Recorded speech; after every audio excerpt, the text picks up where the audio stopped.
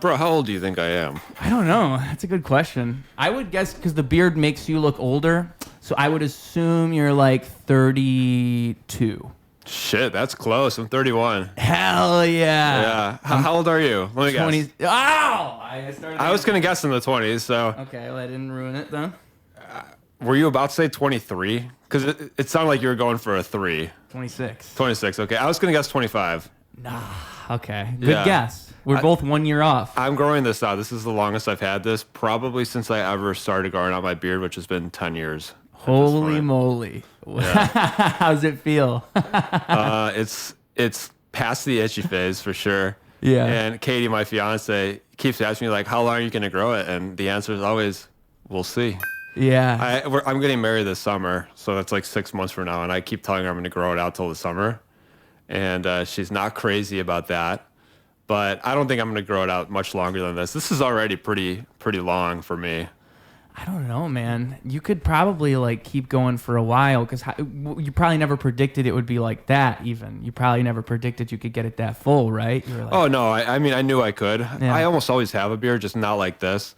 I decided to grow out my beard the first time because I used to always be like a clean shaven kind of guy, you know.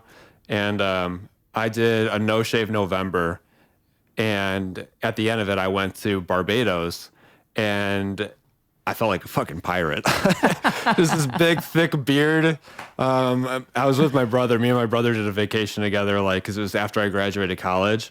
And we basically drank like a bottle of rum every day. I thought I was Jack Sparrow. It was You're getting into character?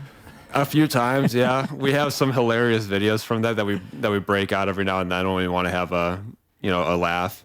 But that was a time where this is like a week and a half of not shaving. That was a month of not shaving. It might have even been a little bit longer. So you know where it gets out of control. You can even pinpoint it now. I can pinpoint. I'm a professional. Yeah. Surgical precision. And at a certain point, it's got to go. See, that's what I'm lucky about is that, like, when I first grew this mustache, I was just growing my facial hair out, just letting it happen. It was 2020, so I was at home. I'm like, you know what? No one's going to see me. I'm just going to let this all happen.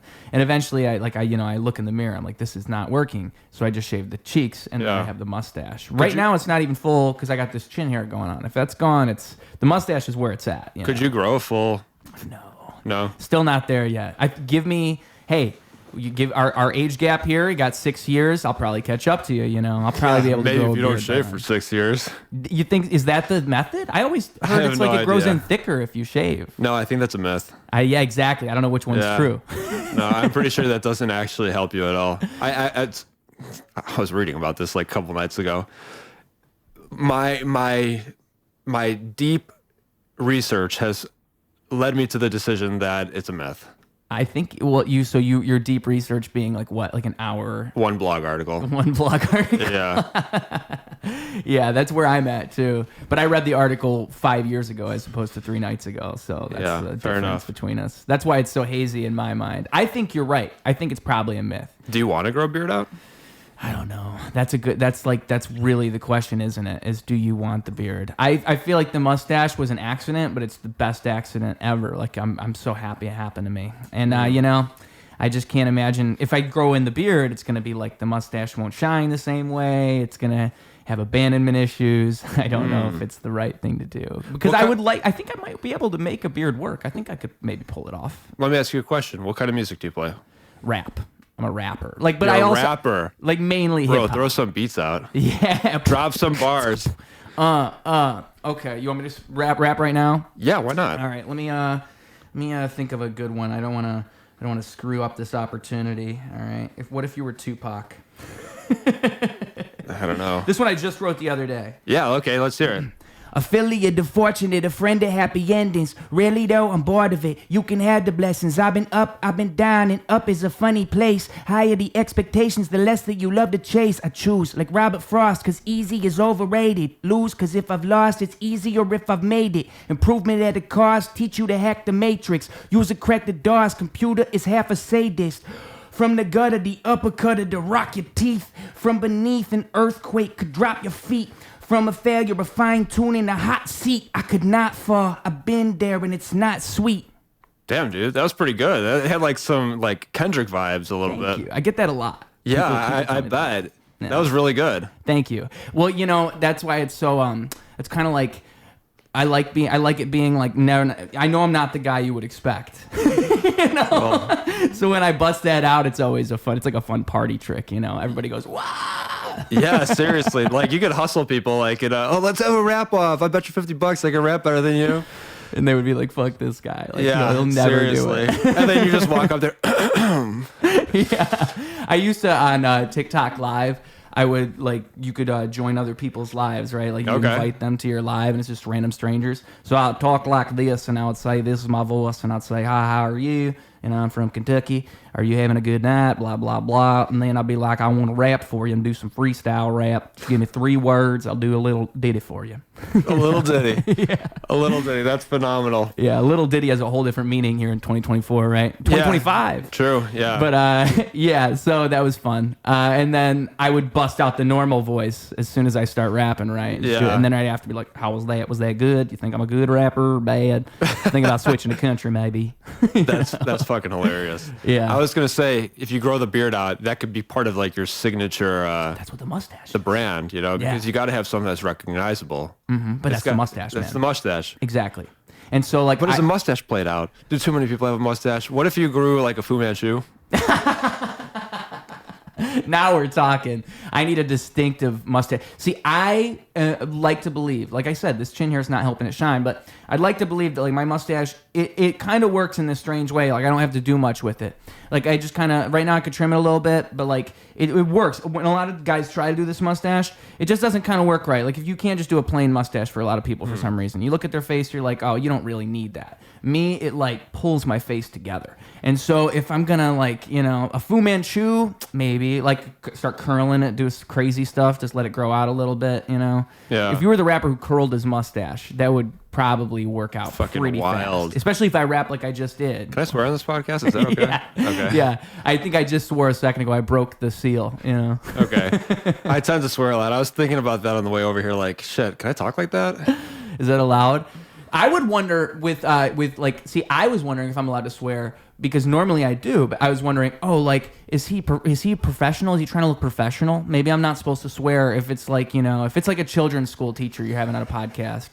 Like maybe at that point you don't swear. There's got to be a line to be drawn at a certain point, you know. One time I was offered cocaine by a Chicago school principal. I don't do drugs, so I politely said no. We were at a party. He's like, "You sure?" And I'm like, "I'm sure." He's like, "Okay." Just did a fat rip, and I was like, "Damn, this guy's racing our children." Yeah. So I'm sure teachers are okay with swearing. Oh yeah, but on camera, that's the real question: is would they do it on camera where their face will be seen by the masses? Like that's the real question. Because of course he's gonna do a line of coke in the bathroom, you know. Of course, as one does. But would he do it if I had my phone out filming him? I don't know. Probably not. Maybe that's not. a good point. Well, I mean, my whole business is based off of Instagram and like video and stuff like that. So I'm a big believer of like presenting as you are. So the same way that if anyone's watching this, they see me, if they go to my Instagram, they're going to see me this way. And if they meet me in person, I'll probably also be exactly this way because that's just how you get people to like you, you know? I think that's the current climate of things. It didn't used to be like that. It used to be, like, even if you look at any kind of profession, it used to be more mysterious. Like music and like actors and all these people that were in the public spotlight. You could kind of be one thing in the public spotlight and then be another thing. But like now there's things like what we're doing right now with like long form conversations and people are on social media all the time. And when you're making content all the time, when you're trying to film yourself, it's kind of hard to play a character. Like now the people who do that like are their own thing. If you can be a character on social media, because it's hard to do that. It's hard to be someone else all the time. Yeah. And so people are naturally themselves. And then now that's the thing. Now like, and that's what I'm familiar with. Like a lot of the comedians I know that I would go see, I found through podcasts. I watched them on someone else's podcast. I'm like, oh, he seems cool. 100%. I think that getting like little sound bites of people is really hard to form an opinion on them when it's so like tailored to maybe like a 30-second news clip. You don't really get the whole picture. It's so like, what's the word? Not manufactured, but like scripted. Yeah. You know? But when you have a conversation with somebody for like an hour long or however long we're going to have this conversation, you can really talk about a lot of things and kind of get into who they are as a person, like truly, which is cool. It's super cool. And let me tell you why. Because everybody is a professional mind blower in their own right. Everybody can blow your mind in their own way, and only if you give them the time and space required to let them do so, because we're all different and we all blow minds, again, in our own way. And some people will blow your mind even in the way that they blow your mind, okay? And I think that's what a podcast can do so well. I think that's what a great personality can do so well, is it gives the other enough room to shine. And that's what I love about podcasting. That's what I love about doing this stuff. And that's what I love about people, is that we can all shine in our own way. And I think you can shine in your own way. And I think you are a professional mind blower. And I think you ought to grab one of these t-shirts that we got here, folks. If you're looking at the screen, you can see it. Professional mind blower t-shirts. We got smalls, we got mediums, we got larges. Great way to support the show. Great little piece of merchandise. Great little conversation starter. It's just a fun time. You can get one for $25, shipping included. We can make a different size if you so please. And again, it's a way for you to support Ruse Radio. If you like what we're doing here, you want to support it, but you don't want a t-shirt, well, don't you worry. I've got another way you can support us, and that would be Patreon, folks. $5 a month, the price of a beer, the price of a coffee, and you can make this show become a great, grand spectacle, something on the billboards, a name written in lights, Ruse Radio. I want to highlight every single person in this entire city, which is literally impossible. But we're going to get as close as we can, and the only way I can do that is with your guys' help. And actually, you know what? Scratch that. Let's get every single person in the world, okay? Not in this city. We're going outside of Chicago. Anybody in the world. So, first of all, you got anybody you want to see on this show, drop that in the comments section. We'll try and make it happen. If there's someone you want to see on the show, put it in the comments. We'll try to make it happen. But, yeah. Patreon, guys, $5 a month.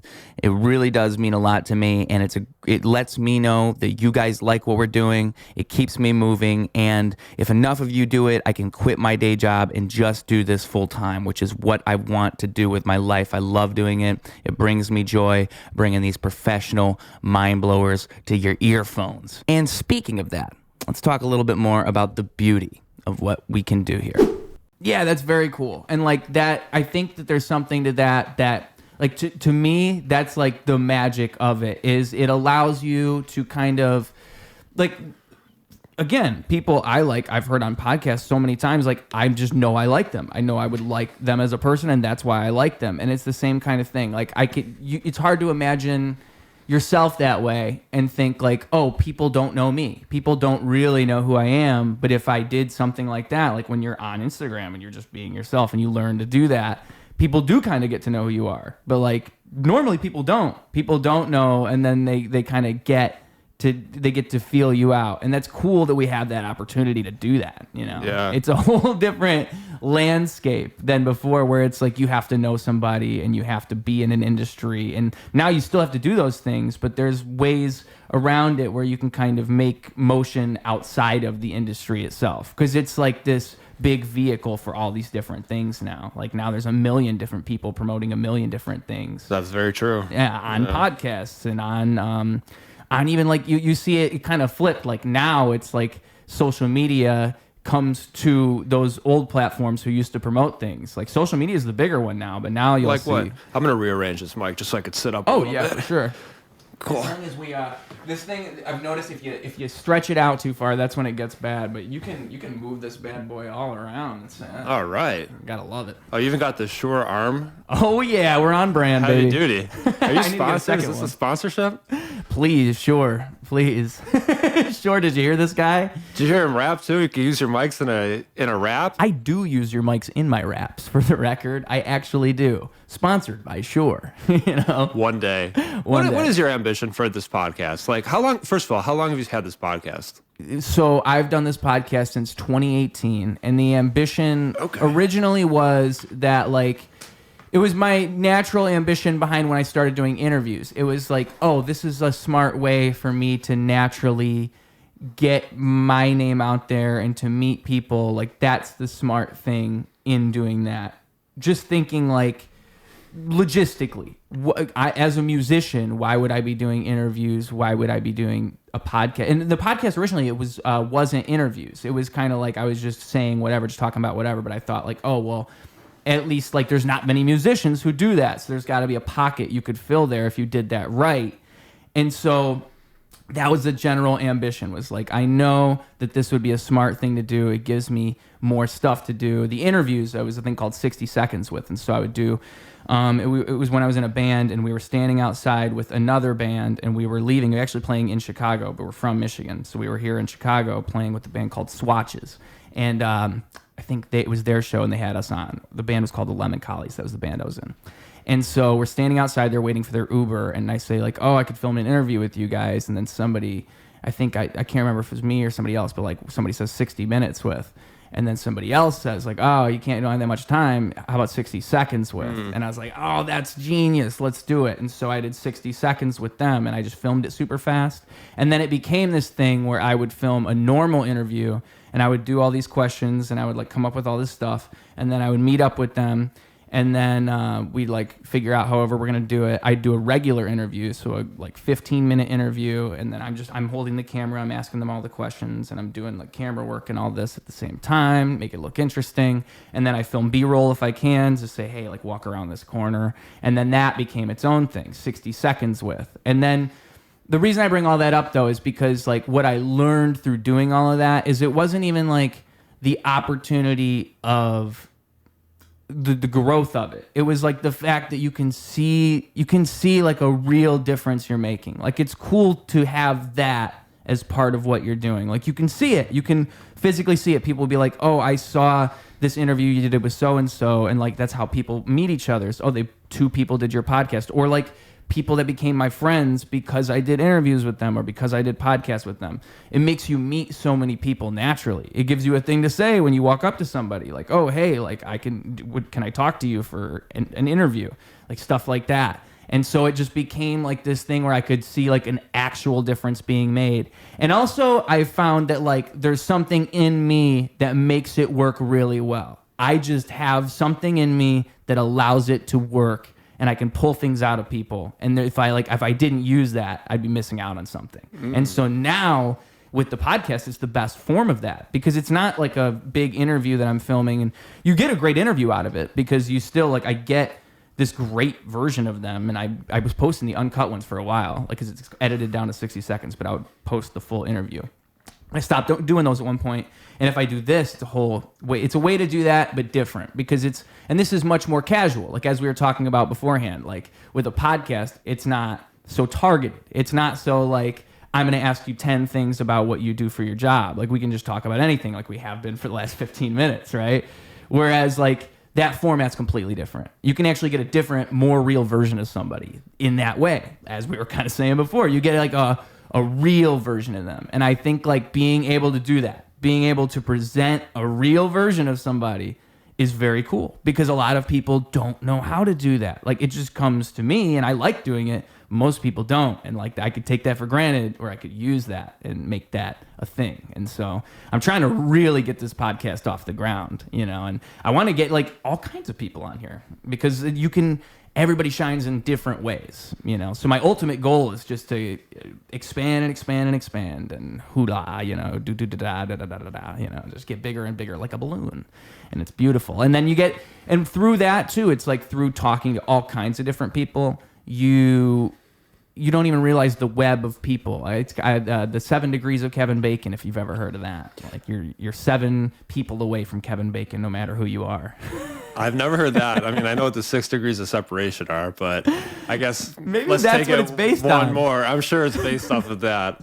I've never heard of. I didn't hear that. I didn't know the original 6 degrees of separation. That makes a lot more sense. I'm almost 100% positive that's like the original one, and it's like an old thing too. Like 7 degrees of Kevin Bacon. I always wondered, dude, why do they say Kevin Bacon? Is showing. Now your age is showing. For real.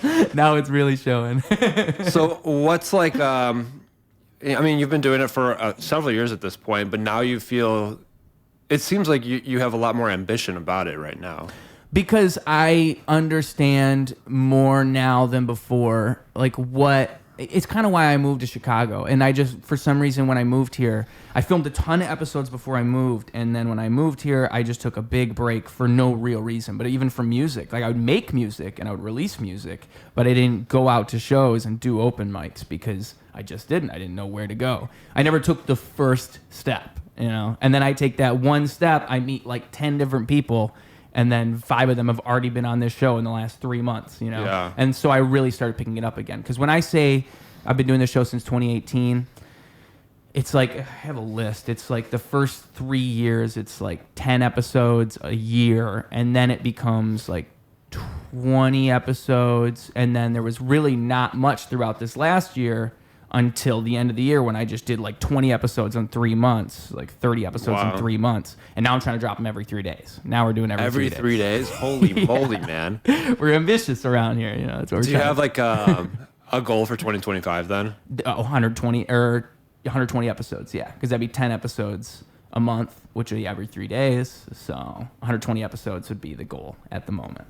Because in my mind, it's like, dude, how am I ever going to, if this is the real thing that's going to really work? Because also you can monetize a podcast. Like music, you're not making much money off streams. You're making money off merchandise, like a Patreon, and also shows, like ticket sales. You're not really making money off of streams anymore. You're not really making money off of album sales anymore. Yeah. Some, but not really. So it's like a whole different landscape, just like everything, where now you have to present yourself to the world and you have to find a way to promote yourself. If you don't have someone doing that for you, then you have to do it. And so, again, it's a beautiful opportunity for that. So I just see it. I can see it now. It's like, oh, I have to do this all the time. Like if I really want it to work, the people who do podcasts right do them all the time. It's That's like very weekly. true. And if you're doing it more than weekly, it just heightens your chances and makes it better. And also that thing I said about like that web, like you naturally expand your net so fast. Yeah. Like, you just talk to so many different people, you know? I mean, I couldn't agree with you anymore. Obviously, like I'm a salesperson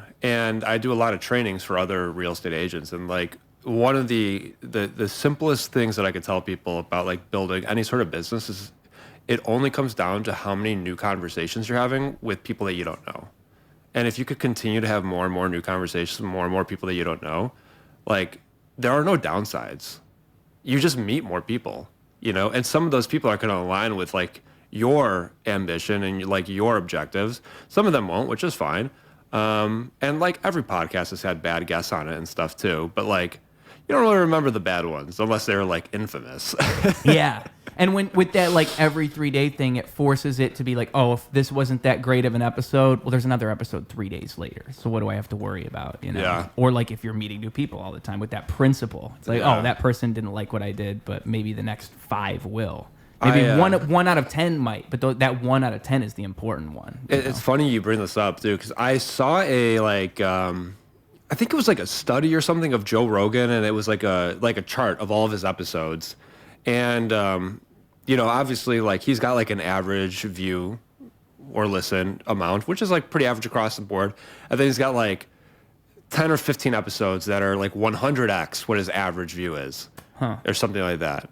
And it's like so often we think that growth is linear, but it happens like pretty flat, pretty flat, pretty flat. Massive shock to the system, pretty flat, pretty flat, pretty flat. Another massive shock, and it's like that's just the growth of any sort of platform. You know what I mean? Yeah. It's just like you have one episode and it just pops off, and like it changes everything. Yep. And it's so hard to conceptualize like what something was before that happened, you know? Like you just get to know things. You forget how like say you like this famous person, but like that person wasn't that 5 years ago. They were in the same position as someone like you, and then all of a sudden they had that giant inflection point and everything in their life changed all at once. And now they're what you're familiar with them as. Yeah. But like we just get so familiar with, like, I think people compare the things all the time. So they see successful people and they think of that as like, oh, well, why am I not successful? When it's like, they weren't always successful. Right. There was a giant change in their life usually at some point that took agency upon their part that made them that. Let me ask you then, like, who do you admire then?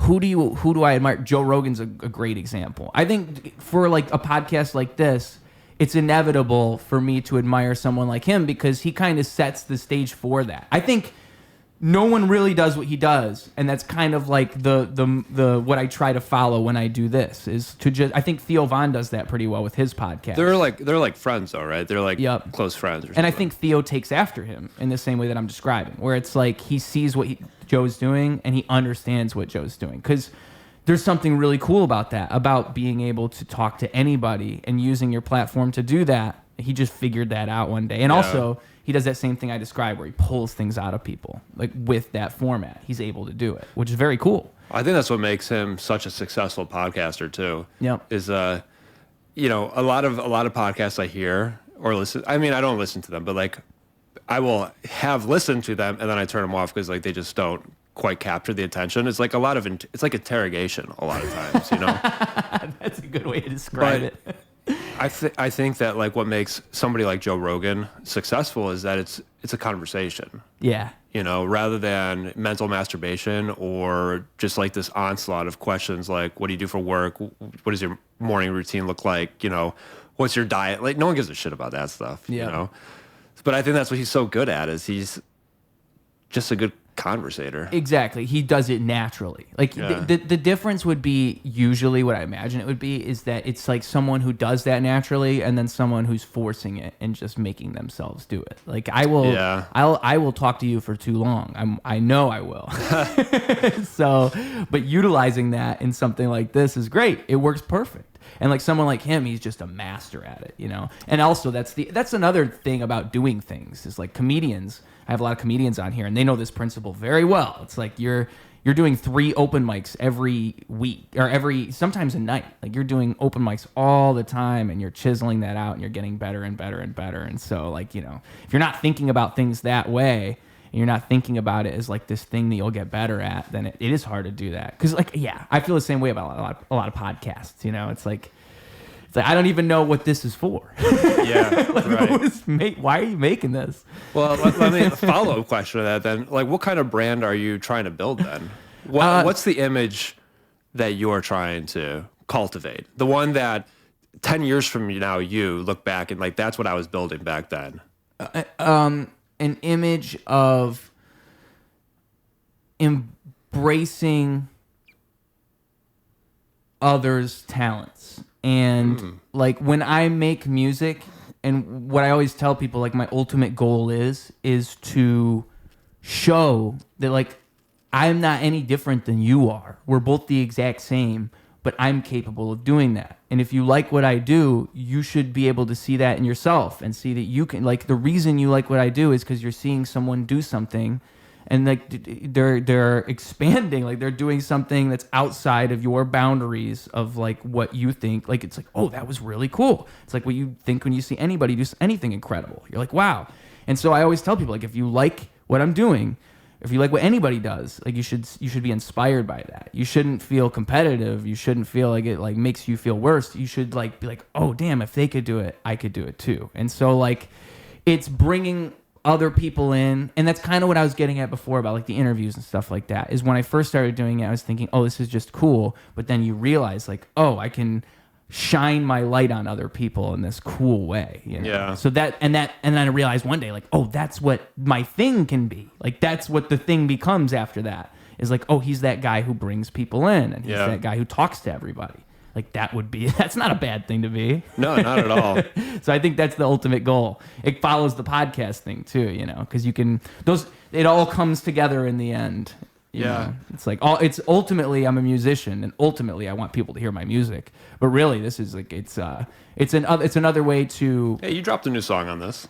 Yeah, yeah, I sure did, folks. We're dropping new songs all the time. I was trying to do it once. I was doing it weekly for a bit. But now that I'm doing the podcast every 3 days, I don't know if it's physically possible for Ruse until he has that assistant sitting there in the corner. So what is Ruse? That's my rap name. That's your rap name. But it's Ruse Radio. That's the brand. Ruse. Yeah. Okay. Ruse Media. It would be like the trademark. You know? Oh, shit. Put a TM on that one. Hell yeah. Yeah, you didn't hear it. You did not hear that name, folks. You did not hear that name. Don't go steal it. Ruse Media's got a good ring to it. Yeah. So... yeah, it does sound pretty cool. I'm not going to lie. I think it might be taken. Some guy in like New York has the Instagram name that's just Ruse, and it drives me nuts because like he fuck stopped. that guy. Yeah, fuck that guy. He stopped posting like 5 years ago. Nothing a gun can't fix. Yeah, dude. Yeah, I wouldn't be the first guy to travel to New York with a gun. Okay. Oh shit.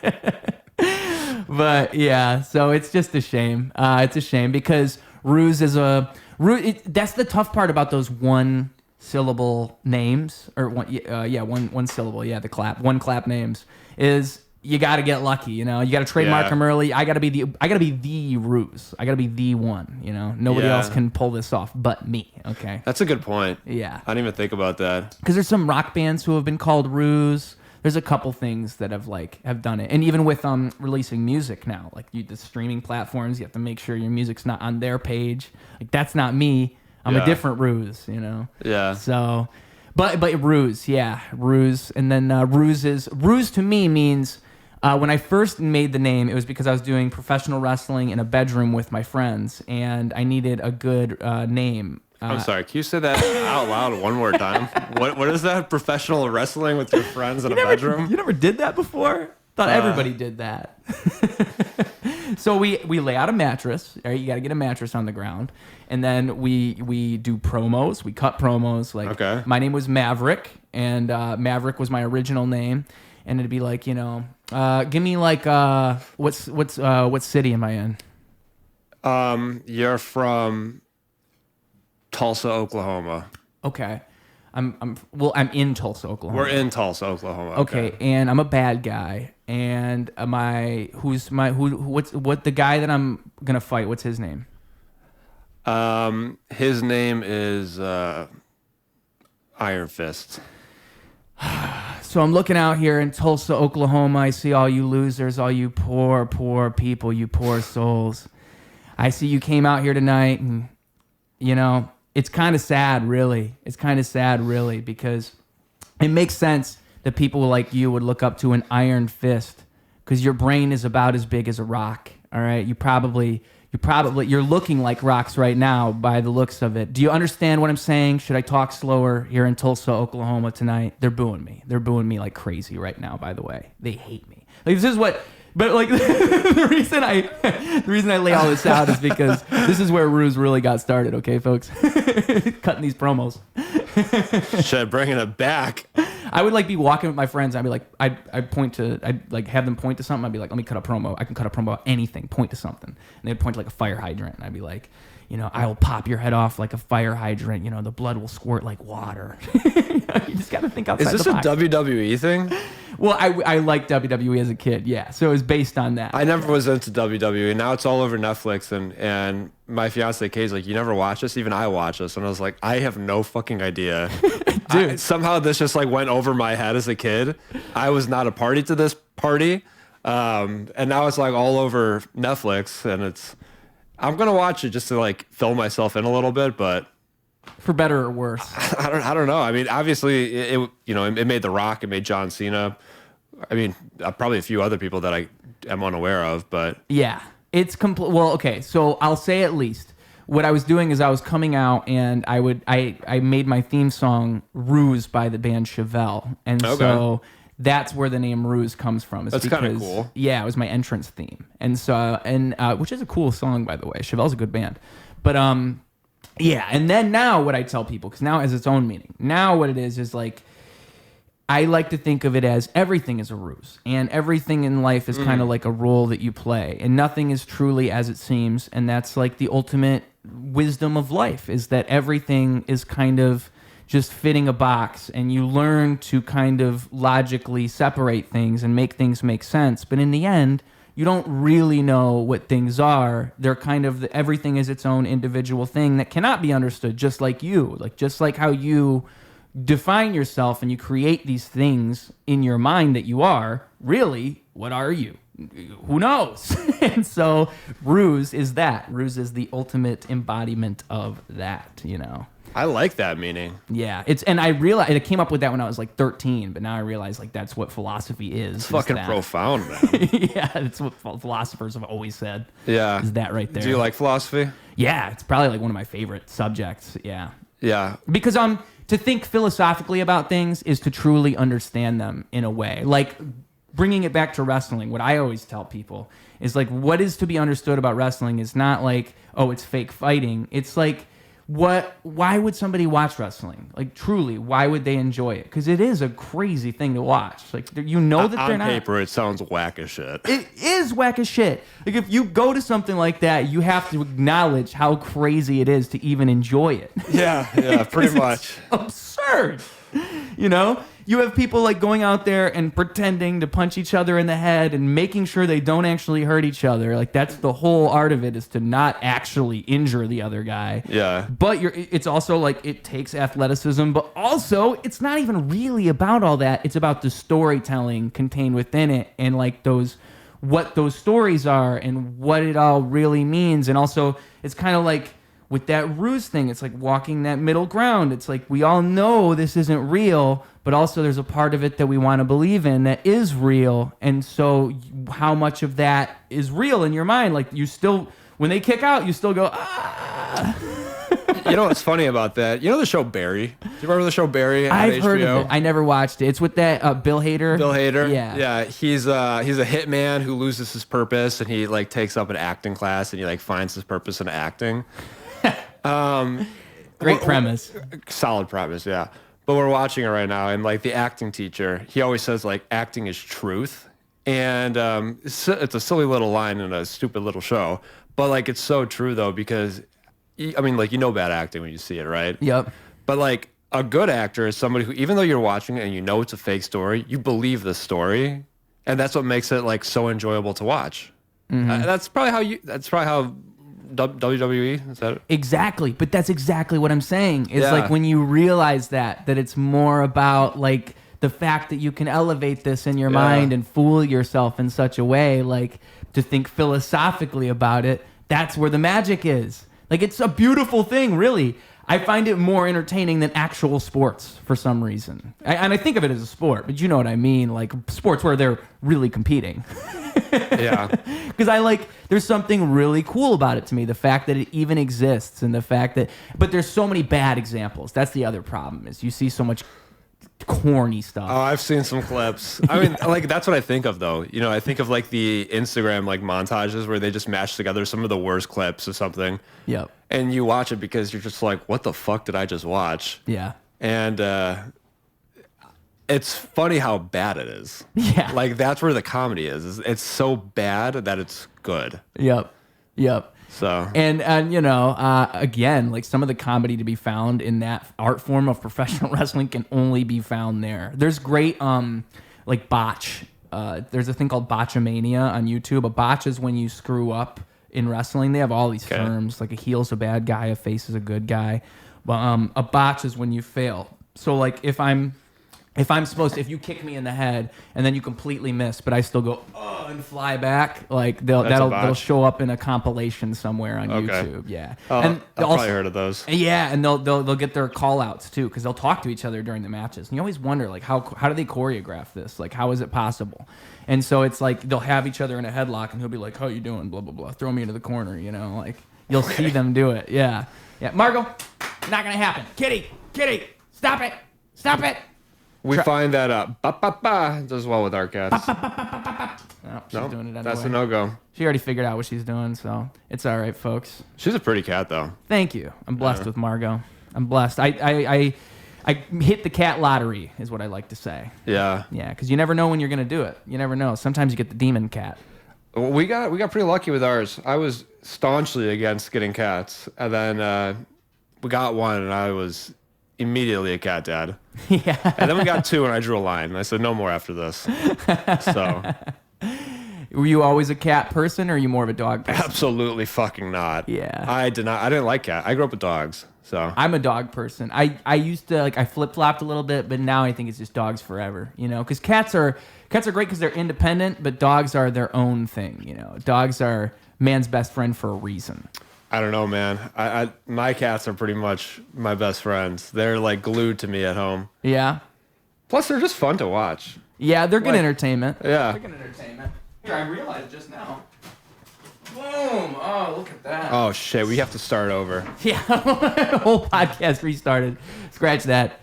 Scratch that. You know, that would, can you imagine like you did like a great podcast or you had such a good conversation with somebody, like you were interviewing like the top realtor in the whole country, and then like you realized it wasn't recording. I feel like you might cry. I might cry in that situation. If that was the case, at the end of the day, like you're still having a conversation that you didn't get to have before. I think that was like, did I tell you that I had a podcast before? I had a real estate podcast. Yeah.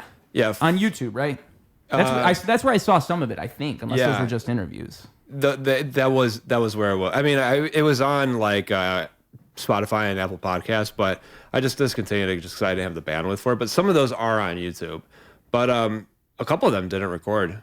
Oh. Yeah, a couple of them didn't record. But at the end of the day, like I was able to have conversations with people who like I look up to as like titans of industry, and they agreed to just like kick it with me for an hour, and I got to just kind of pick their brain. And one of the conversations that I had, the guy is still like a good friend of mine now, and he kind of just became like a mentor of mine. And he like told me this. We didn't talk about real estate at one point in an hour and a half conversation.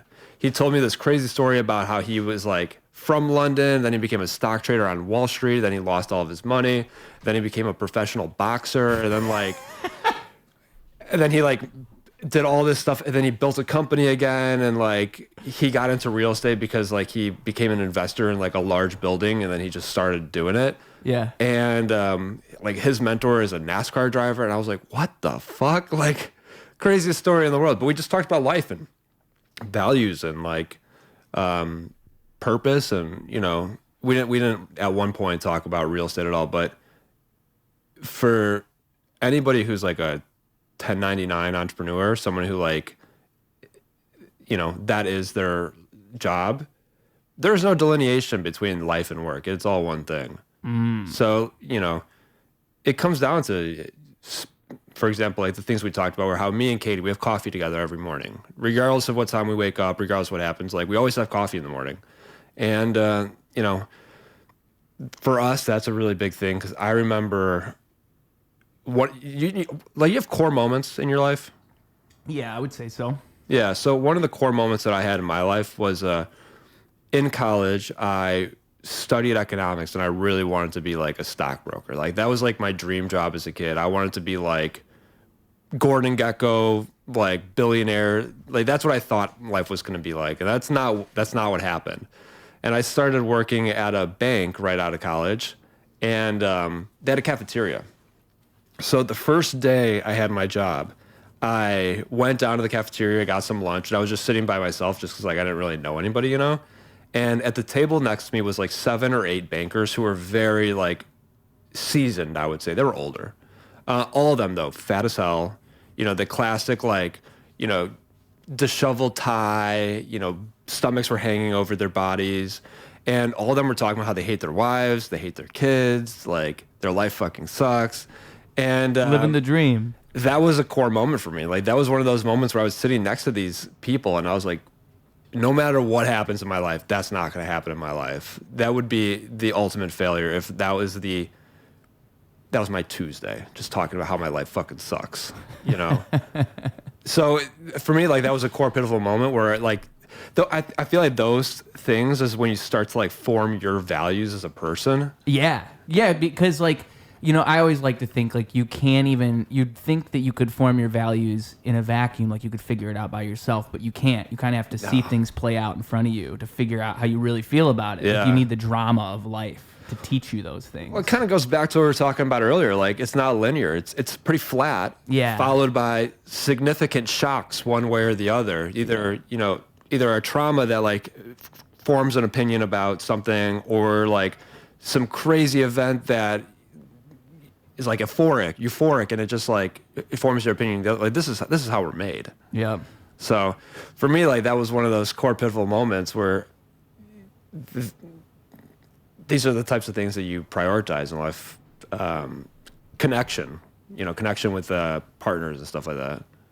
You know what I mean? Yeah. And so how did you utilize that moving forward then? Like thinking about that experience, how did it change your actions? So at the time, it didn't really change them.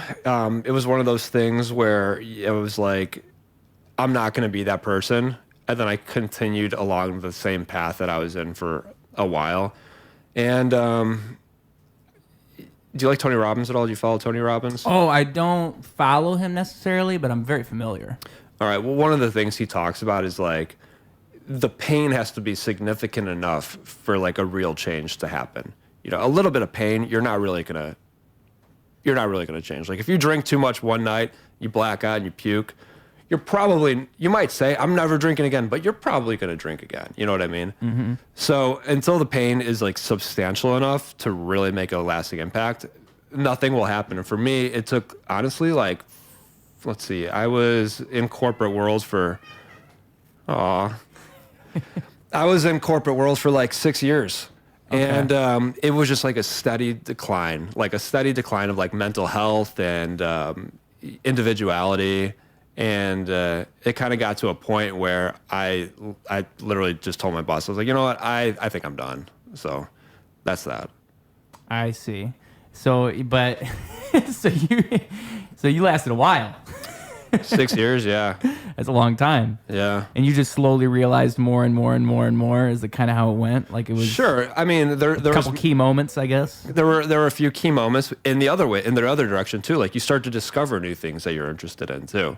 So like I discovered real estate investing, and I started listening to like real estate podcasts, and I was hearing these stories about people doing all these like incredible things with like against all odds. And like that's the inspiration, like talking about shifts downward. Well, there are also shifts upwards, and like those start to form me too. And the biggest key shift was when my final boss, that guy was a piece of shit.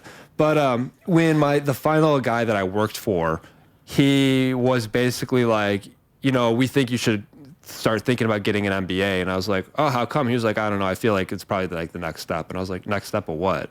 He was like, I don't know, it's just something you're supposed to do, but like you don't really have to. And I was like, I don't think I'm gonna do that. That sounds like a lot of work and not something I'm really interested in. What is it? An MBA. What does that mean? Like a Master's of Business Administration. It's just like a graduate degree type of thing. I see. So basically telling you go back to school. Yeah, it's something that a lot of people will do because it'll help them like you know, like it'll help set them apart on a resume, but like it didn't really. When he said that, like that was kind of the click in my mind where it was like, this is not something I see myself in long term, so yeah. I'm not going to go through this hassle. You know what I mean? Reevaluated it. It was like a fork in the road type of moment. Yeah, yeah. So because like really, you have to commit to. You know, everybody changes their career choice. Like so many people do. The majority of people do. But whatever it is, you have to commit to it. If you really want to do it, you got to commit to it. Oh, man. And you probably already. Like you were saying, you probably already had that seed in your brain. Like, oh, I could be doing real estate. I could just be doing that. What am I doing here? I wasn't even in real estate at that point. No. It was honestly something I never even really had aspiration to get into as a broker. I wanted to be an investor. And so, like, funny story, like my origin story. There's this website called Bigger Pockets, and it's kind of like a LinkedIn for real estate type of thing. You know, people will create a profile. They will post it. It's almost like a Reddit. I think I was probably like 23 or 24. And I saw this article that someone had written about how they flipped like 30 or 40 homes while working a full-time job. And I read it. And were you skeptical at all? No, it was like really well written. And, you know, you just kind of like walk through how he basically found deals, how he got funding for those deals, and how he put together a team. Because most like serious investors, they use actually very little of their own money. So he wrote this article, and I saw on his profile that he was from Chicago. So I sent him a DM on Bigger Pockets, and I was like, hey man, I read your article, don't really have, you know, anything to offer you, but I'd love to buy you a coffee. That guy, he became what I would consider like my first mentor, and still a good friend of mine today. His name is Tom Shellcross. And this was 7 or 8 years ago, I would say. So over time, a couple years had passed at this point, and Tom decided that he wanted to start a podcast, and he wanted to do it with a property manager who's like one of the most well-regarded privately owned property managers in Chicago. Okay. And these two guys wanted to start a podcast, and they assumed because I was younger, I would know something about starting a podcast. So I was like, you seem like a spry young man. yeah. So I was like, yeah, sure, why not? You know, at the very least, like I got to participate in these conversations and get to meet some people in a world that I really wanted to be a part of. And at the time, I was still working, you know, full time. So I helped them do like show notes, and I helped them like organize guests, and it's called Straight Up Chicago Investor. It's one of the largest real estate at this point now, several years later. It's one of the largest real estate podcasts in the country and the largest Chicago real estate podcast. And so anyone listening who wants to learn about Chicago real estate investing, you could either talk to me directly, or you could listen to this podcast, which has hundreds and hundreds of episodes with incredible guests. Nice. But yeah, and they bring in like specialists who will be specialists in like Rogers Park, or someone who specializes in like condo conversions, or like, you know, they've had city officials come on and talk about different things. So really incredible things. But at some point along the line, Mark Ainley, who's the other host of it, he kind of was like, you know, you want to get into real estate. Like, have you thought about becoming a broker? You know a lot about this stuff. I think you'd be good at it. And I had a conversation with Katie, my fiance, and I was like, I fucking hate my job. Let's just go for it. And that was that. I literally studied for the test for 1 week on a balcony in Cancun, ripping cigars and drinking beers. Took the test when I came back, and next thing you know, I was in it, in the thick of it. That fast. Yeah, but I mean, it was several years leading up to it, of being like just surrounded by the community, by all of it. You know what I mean? So, like, during that time, you never really considered it, though? You never were really thinking about it when you were surrounded by all that? It never, showed up in your mind at least once? I'm not really sure, to be honest with you, at this point. It's been a while, but up until the time when Mark was like, hey, you should do this, or you should think about doing this, I never really seriously considered it because, you know, I had a good job. I was making really good money. And I, on paper, had a very, like, successful career. I just hated it. Yeah. You know? And up until that point, like, I didn't really know any successful real estate agents. Most of the guests that were on the podcast were investors, like purely investors. And like that's what they did full time. So I didn't really know very many agents. I have a lot of family members who are agents, but like no one really successful. So once he kind of put that seed in my head, and I started like, you know, reticular activating system, you start to notice things. Mm-hmm.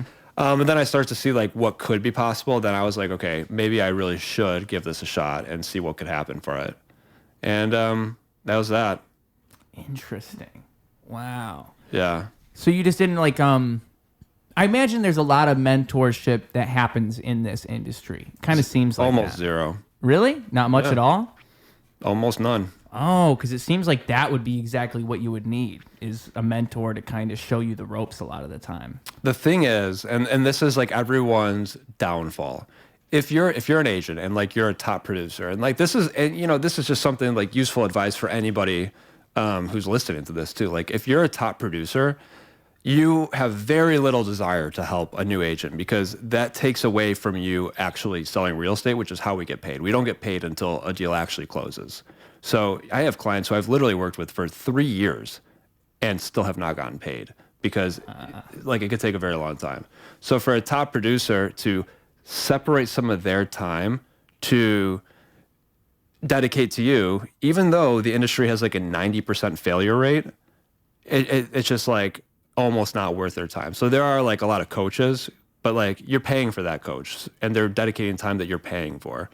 I was lucky that I did have a coach in the beginning. But I also I read a lot of sales books. Like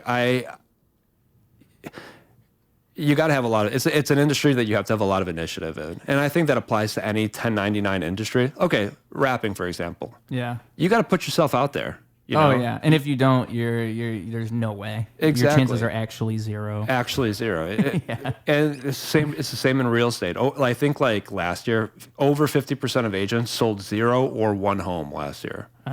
So it's a very much, and same in every industry pretty much, it's very much a winner take all type of environment. Yeah. I mean, I was surprised to find out that I think that's like the natural course of everything is that most of the time there's like these top few people who take it all, and then there's like a giant gap between that and everybody else. 100%. In every industry you look at. I have yet to find something that's, actually, let me rephrase that. I think there are industries that that distribution is less skewed, like local service-based businesses. For example, like if you have a hair salon, you got a pretty good shot at attracting customers that live close to you, you know? But like if you're a rapper, if you don't put your rap out, if you don't put yourself out there, if you don't get on stages and get in front of people, no one's going to know about you. Yeah. You know? Yeah. And so if you're a realtor, it's that. It's like if you don't put yourself out there and talk to those people and meet new faces all the time, then you'll never develop those opportunities to actually even make those sales in the first place. Yeah. It all starts from ground zero every time. It's always some random interaction that leads to, or like some random connection that you have with, because I imagine it's even in the industry, it's who you know, right? You have to know the right people. In Chicago, it's every market's a little bit different. Mm-hmm. So I do a lot of relocation stuff.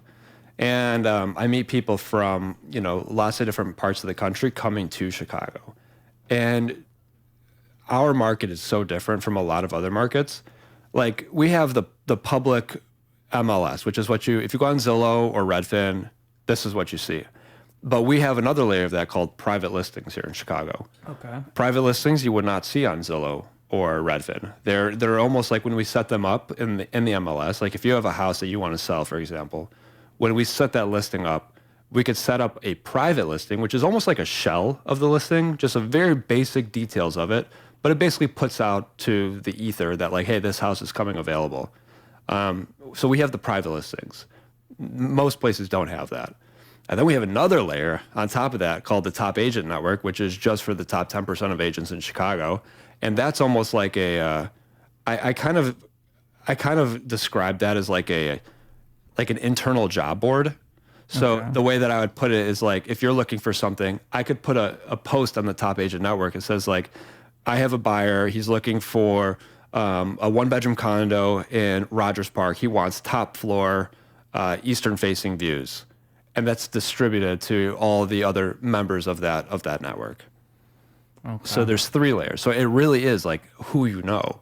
Because if you're just waiting for the public MLS, well, it's already filtered through 2 additional tiers. Yeah. For the most part, 2 additional tiers of other people who've seen it and passed on it to finally get to you.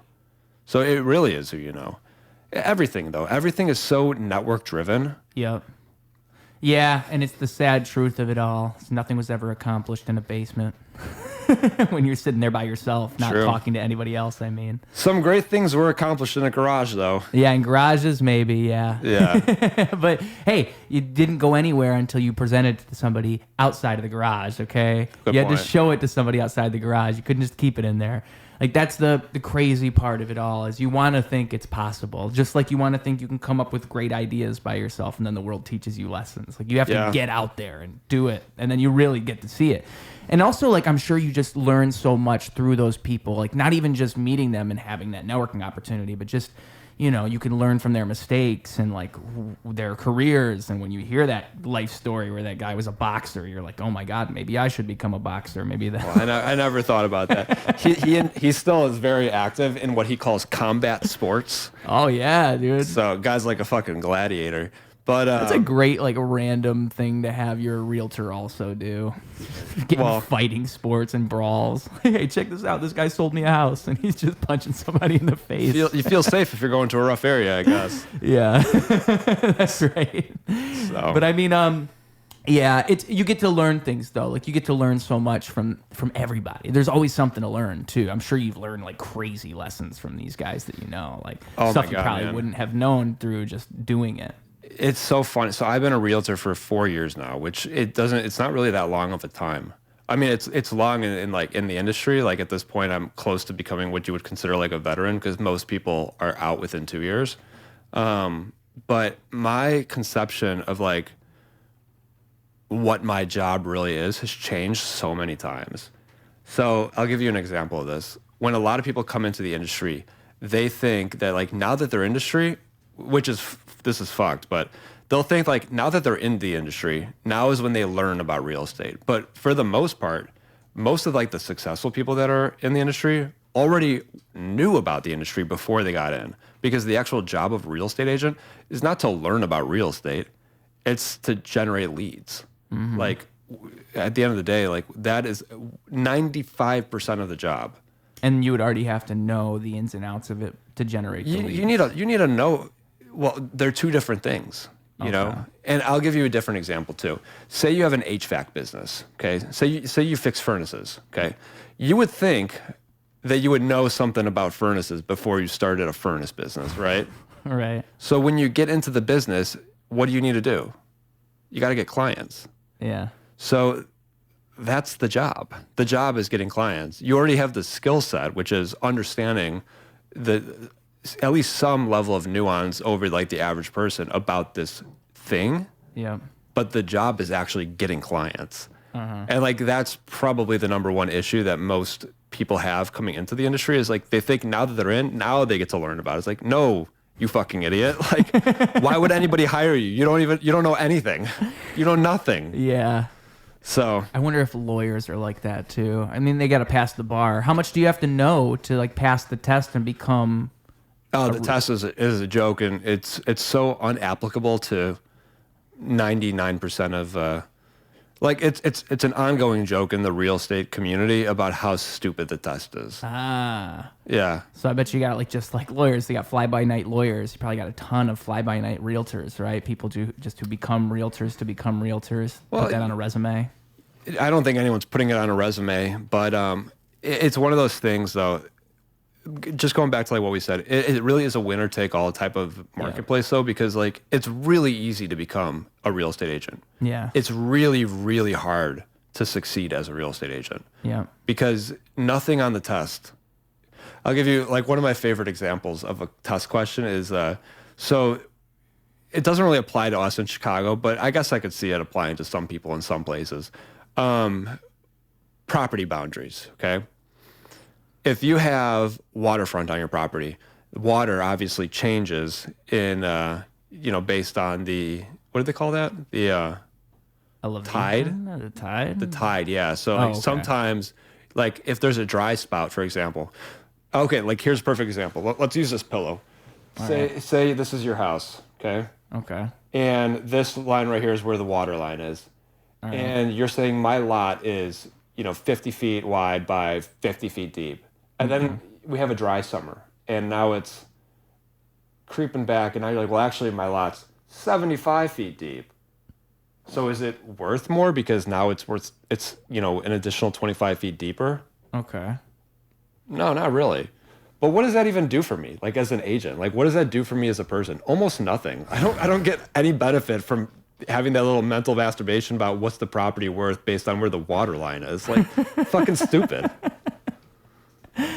And it's not like a pertinent question. Like, what would be a good question then? Like, what would be a good question to ask on a test like that? Like, how would you really test the skills of somebody who's just entering that industry? So there are some things that like are standard across the United States on a test, like ethics and stuff, like fair housing. Okay. Like these legal rules where like we can't say this is a good neighborhood because good is a really relative term, and like we try and avoid subjective terms for absolutes because it leaves you open to a lot of liability and like you guys would make great politicians. Well, I mean, I think we're kind of forced to just because people are crazy. Yeah, and it happens all the time. Like, what do most people want if they have a family? They want good schools. Well, it's like, okay, well, what do you mean by good schools? You mean like that you want them to be like an 8 out of 10 on great schools, or like a 4 out of 5 on niche, or like, are you saying that you want a school that has one teacher for every 15 kids? Like, what do you mean by good schools? Because I could say this school is good and this school is bad, but if I say the bad school is bad and they just happen to have like a lot of black people, well, now that's a fair housing thing and I could be sued for that. I could lose my license for that. Really? Yeah. Wow. So anything that relates to like race or religion or like disabilities or sex, we just kind of like avoid because it's a very blurry line. So you couldn't even like acknowledge it? Like if you were to say like, It's got to be an absolute. wow. Well, that's an interesting rule. That'd be hard to follow. Because like you just can't say absolutes. So you can't. No, you can say you absolutes. can say absolutes. You got to avoid the subjective things. Like for example, if you're like Tony, I want a condo, but it needs to be in a safe neighborhood. Like what does that mean exactly? So how would you respond to that? I would say, what do you mean by that? Oh, you ask exactly. You get them to clarify. Yeah, I'm not going to put into your mouth what a safe neighborhood means. Like. Just what is a school. safe? What is a safe neighborhood? You You know, ask, like what is the good school? What do you think a good school is? yeah, Yeah. And I think what's like more impactful typically is just like where do you want to live? Mm-hmm. You know, because I think most people generally have an idea of like where they want to live, and I don't think most people delineate between this is a good neighborhood, this is a bad neighborhood. I'm not going to get shot here. I'm probably going to get shot here. So bad. Good. Like that's not really how most people live. Right. It's just not. Most people have an idea of where they want to live anyways. And newsflash, there are people that live in literally every neighborhood. So Yeah. People live in all kinds of conditions and they love it in all kinds of I have places. seen some places that would blow your mind. In what way? So I think that most people, I mean, you want to hear some fucking crazy stories? Dude, I mean, you're setting this up to be the craziest story ever. Of course I want to hear it. I mean, This isn't even just one story. I have a lot of stories, but I want to hear your craziest story. I don't know. I don't know what my craziest story is, but talking about conditions, living conditions. I sold this portfolio of investment properties by Starve Rock, and it was a bunch of old buildings, like all kind of clustered together, and it's a pretty rural area out there. So we're talking rents that are like $450 for a unit. So you could kind of imagine like what $450 gets you. For like a 1 bedroom okay. or 2 bedroom condo type of thing. So I went into this one. I thought I was in a basement. Turns out it was previously rented to a. When I say basement, I mean like I'm like 6'1", 6'2". I was crouching down. It was probably like a 5'9" ceiling. Okay. Okay. Apparently, a 6'4" blind old dude lived here for years, for fucking years. He always knew where the ceiling was. Until he, yeah, good point. And there were like odd parts of it where like it kind of dipped down a little bit with like a beam or like a support beam. Yeah. So like you would have to like duck periodically. So he doesn't bash his head. Yeah. So I got a couple stories in this building. So until he died in that unit, and they found him like a week later. So, there's that. It was like concrete floors. It was like concrete basement floors, basement walls, exposed wood rafters for his ceiling. Okay.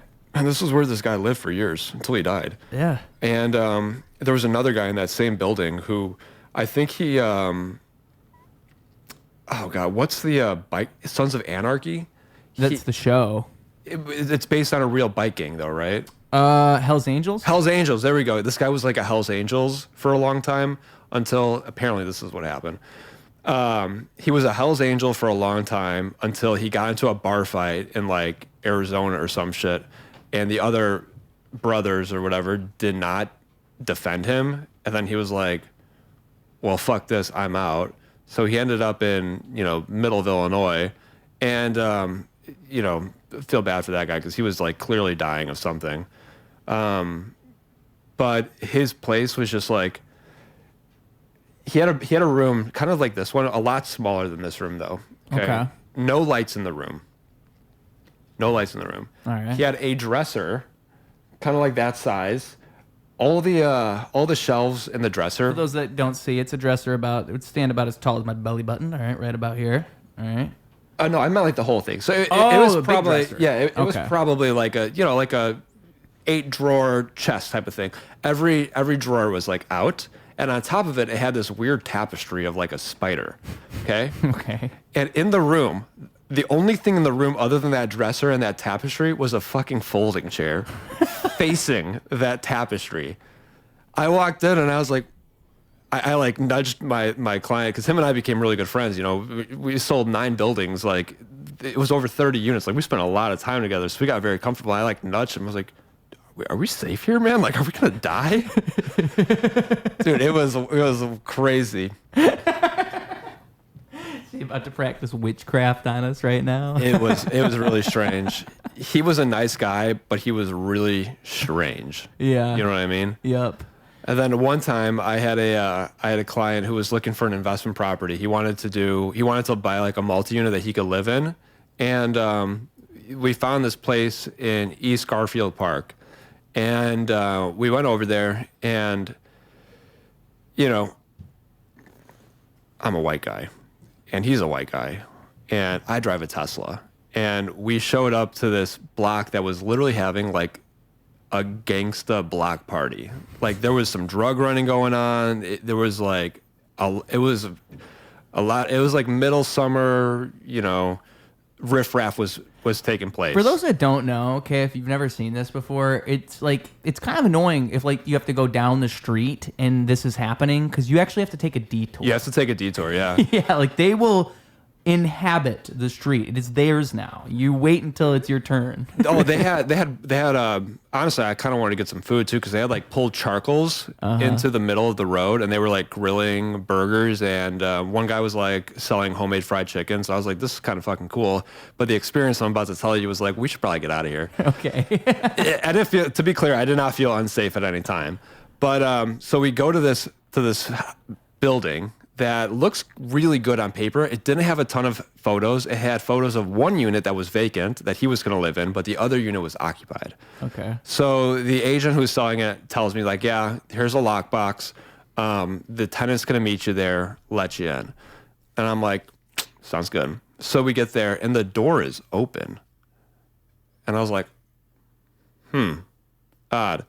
So, I like opened the lockbox to see if there was a key in there. There's no key in the lockbox. I'm like, oh, maybe somebody's here. Like maybe they overlapped showings because that happens sometimes. And then this woman opens the door and she's like, oh, are you guys here for the showing? I'm the tenant. And this woman is like, she's, you know, this sounds terrible, but like she's like the quintessential like methed out mother with a ton of kids. Yeah. So she's like all frazzled and like missing teeth and stuff. And she's like, she starts bringing us upstairs. And it's one of those buildings, you know, where it's like a 2-flat and they have a small foyer when you open the front door.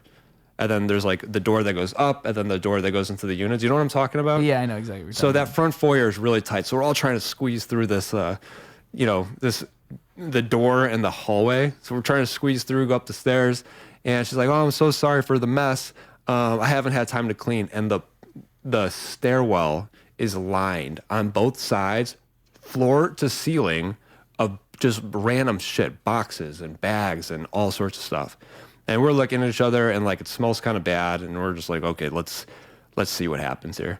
And we go inside and she's got like 7 kids, no furniture, just a couple folding chairs, no lights. There's like 12 cats. There's cat shit everywhere. Oh boy. And then Welcome to paradise. fucking welcome to paradise. So then all the doors are closed and we're like, oh, is it okay if we like open some of these doors? And she's like, yeah, you know, make yourself at home, open any doors you want. And we open one door and there's a fucking hole in the ceiling and drywall on a bed. And she's like, oh, sorry, I just got back from the hospital. I just had a heart attack. I haven't had time to clean that up yet. And we're like, oh, no problem. And then we close the door. We close the door and we're like, can we open this? And she's like, oh yeah, no problem. And we open it and there's like 6 cages on like stacked on top of each other. And I'm assuming like those were for the cats, but they were like dog cages with like cat. It was fucking weird. And we close that door real quick. It smells terrible in there. Then we're like, is it okay if we open that one? She's like, yeah, it's fine. Go ahead and open it. And we're like, oh Jesus Christ, what's next? It's just a clean bathroom. It was totally normal. Oh, wow. So my client. That's a fun surprise. Yeah, it was a fun surprise. So my client looks at me, he's like, yeah, I think we're good to go. And she's like, oh, do you want to see the back room? He's like, no, I think we got everything we could see.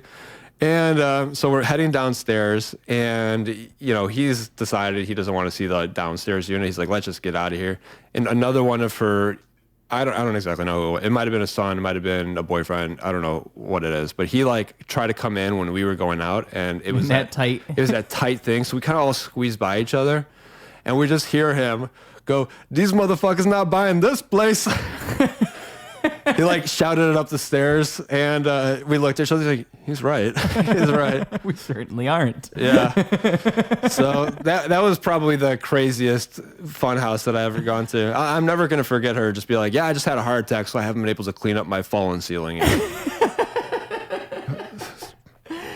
Just like how she had just. But this is all to say, like, we totally take for granted some of like the living situations that some people like actually live in. Yes, absolutely. Absolutely. And like those people, you know, I think it's really true that like you're living, whatever your living situation is, like whatever your surroundings look like, it's usually a pretty good reflection of your inner mental state, right? Yeah, I would say that's a really good. Yeah, I completely agree. I've never actually heard that before, but I really agree with that. Oh, you've never heard that? Yeah, I think like that's a great place to start if you're trying to make yourself feel better, is to like clean up your surroundings and just start there, because then. Do you like cleaning? I don't, but that's kind of part of the process. You're all right? fucked up. I don't like doing it. Yeah. I mean, dude, every single time it looks clean, it's because I tried. That's what I'll say. It doesn't come naturally to a guy like me. I feel that. But I think it's just because my natural thought process, I'm able to organize things, but it's also chaotic in there, you know? And I imagine like a house like that, that's a chaos that I could never live with, you know? Like some people, I couldn't think of a better word than chaos to describe that situation. Yeah. Yep. Some people let it get out of control, and then they just normalize it in their mind. They're just like, I guess this is the way things are. Yeah. I mean, you only know what you know. Yep. And pretty sad. Do you like cleaning? I think it's cathartic. See, yes, but that's exactly what I'm saying, though. Is like I don't like doing it, but I think it's very valuable because of that catharsis. Yeah, it feels good. You never feel bad after you clean your home. It always feels good. It feels like a pain in the ass when you're doing it. I think it's because like you're finding order within that chaos. It's like why it feels so good to mow the grass. It's like the grass is overgrown and it looks like nature's taking over, and then you put order back into there. I'm the fucking boss. I'm the boss of you, nature. Yeah. But yeah, it's the same thing. Like those dishes can only pile up so long before it's time for you to replace some order back in here, you know? Yeah. No, that's fair. Do you have a dishwasher? I do, thank God. Yeah. But I mean, actually, you know, I go overboard. I don't just like throw the dishes in there with food on them. I usually wash them off pretty good before me too. I mean, otherwise your dishwasher's going to break. Yeah. Like it blows my mind. Some people, they'll just throw everything in there. Well, some people just don't like understand that there's a filter in there, and if that filter gets clogged, like your thing starts to run less efficiently. And it's like, dude, no one, myself included, I never fucking clean my dishwasher filter. I've never have in my entire life. That's I've what I'm never saying. done it, not once. It's one of those things where it's like you're supposed to do that, but like people don't do that.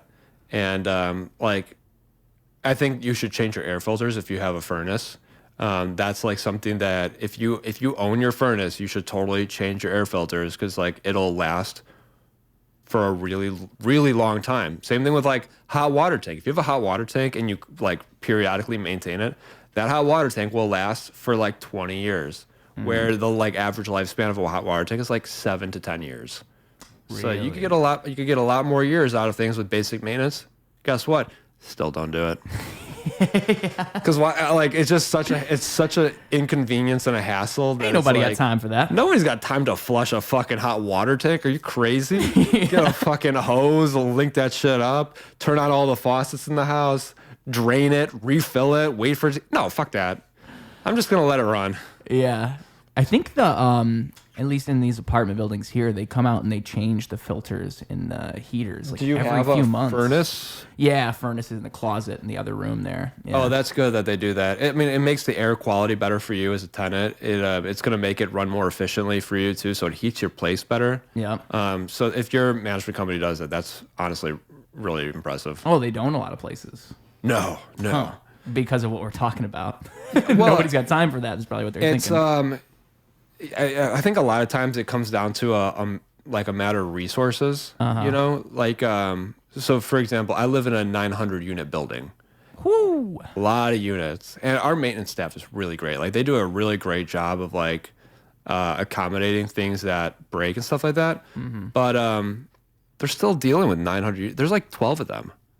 There's like 12 guys that work in that maintenance department, and they're nonstop 24/7 handling shit, I bet. you know? All day. So yeah, you know, you only have so much manpower. Uh-huh. So, and there are a lot of management companies that in order to save money, should I let her out? I'm already on it, sir. But yeah, they'll do what now? To save money? Yeah, just to save money, they're just going to hire fewer people to hold on staff. And, you know, people will just get to things when they get to things. Yeah. And that is, I guess it's kind of managing at scale too. Because like somewhere like here, you can do it. There's not 900 units. It's more like probably like Well, your couple management different company, buildings. so they probably have a few different buildings. Oh, shit. All good. Good. They probably have a few different buildings like in the same area. Like I have a friend who he has a lot of units within, I think he has like 120 units within like 3 blocks of each other. So it's like a lot of buildings like this where it makes management really, and he doesn't even look at things if they're more than like 2 or 3 blocks away from each other because he wants it to be very manageable for his maintenance guys. That's smart. Yeah, because I mean, there's like a logistics problem that you gotta address too. It's like, you know, if 123 Main Street has an issue and then a house on 76 has an issue, well, there's like a 45-minute travel time each way now that they got to deal with too. People don't really think about that when they're getting started. So that's something that's more like a pro level thing. Yeah. A lot of people when they're getting started real estate investing, they'll just buy anywhere that makes sense. But now they have all these different people that they have to manage. And like I learned that lesson the hard way too. Like it's not fucking easy.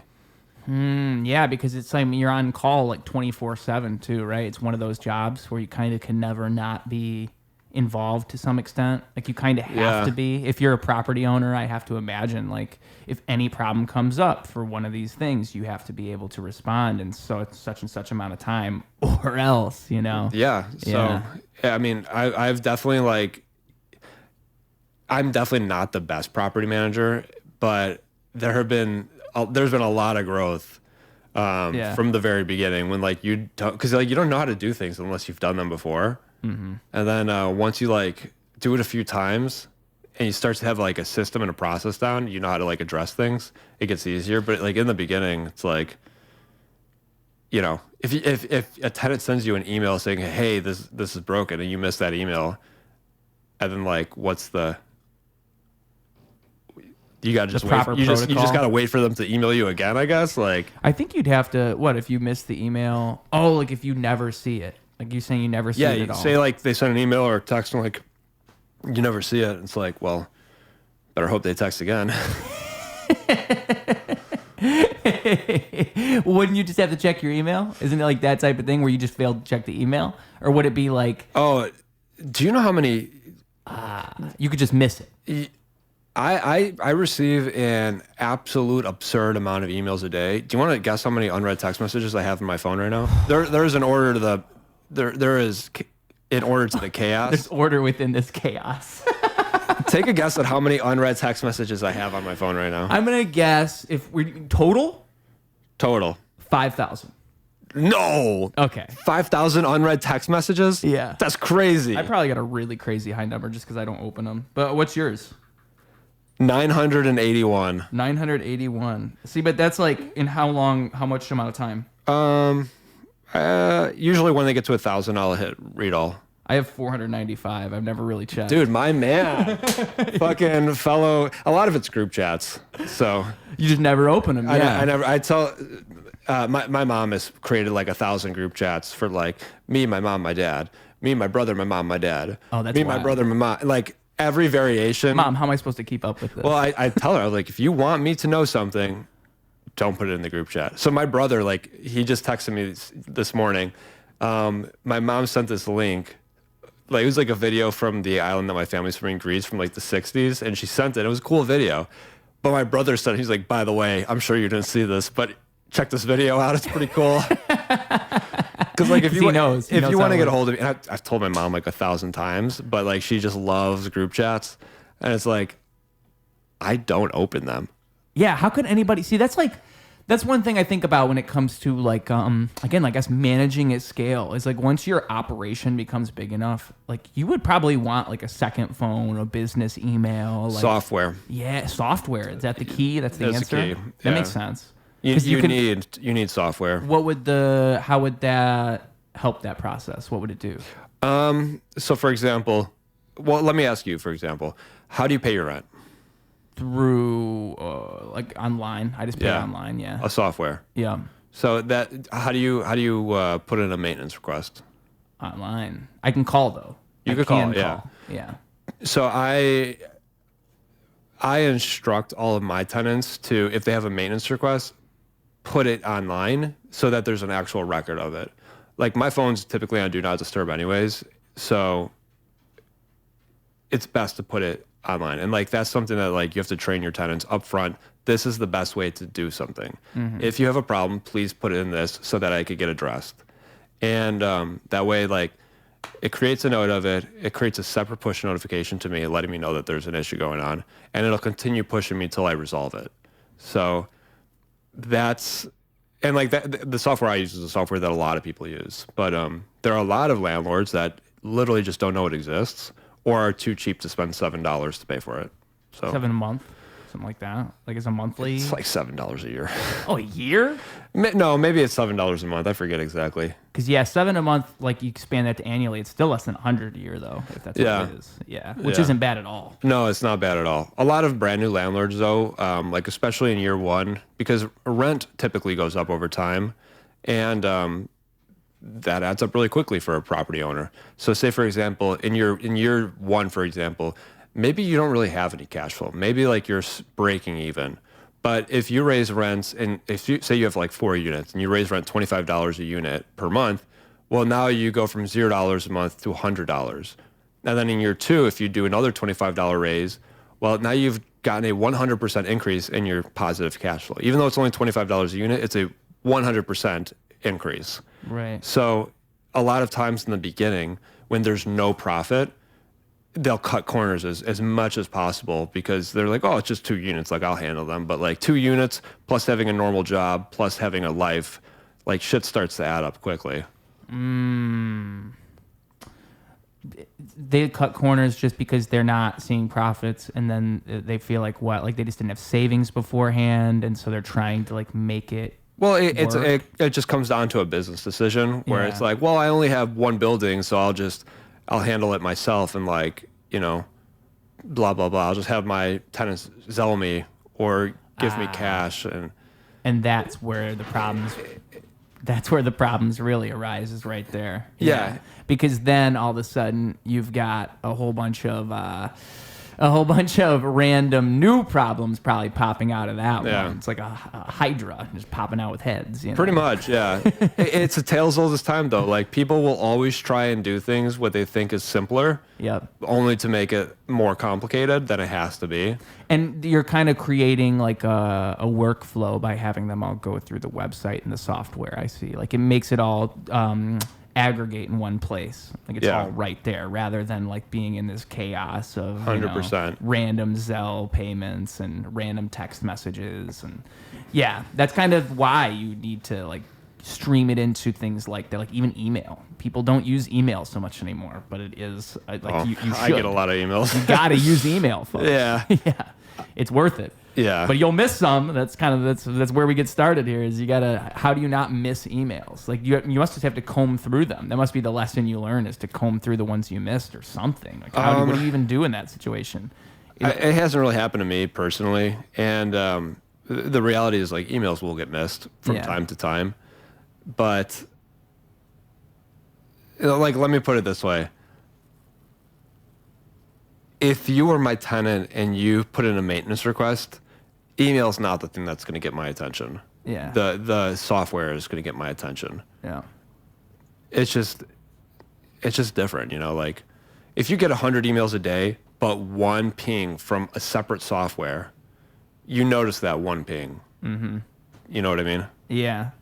Yeah, because I mean, like what I was thinking about too when I even brought that up is like when people get like popular enough, I always wonder like how they even manage social media messages. Like you can't, at a certain point, you can't do it anymore. Like if you have 1 million followers, you're probably just getting so many random messages from people. You'll miss so much stuff. You'll miss opportunities that way.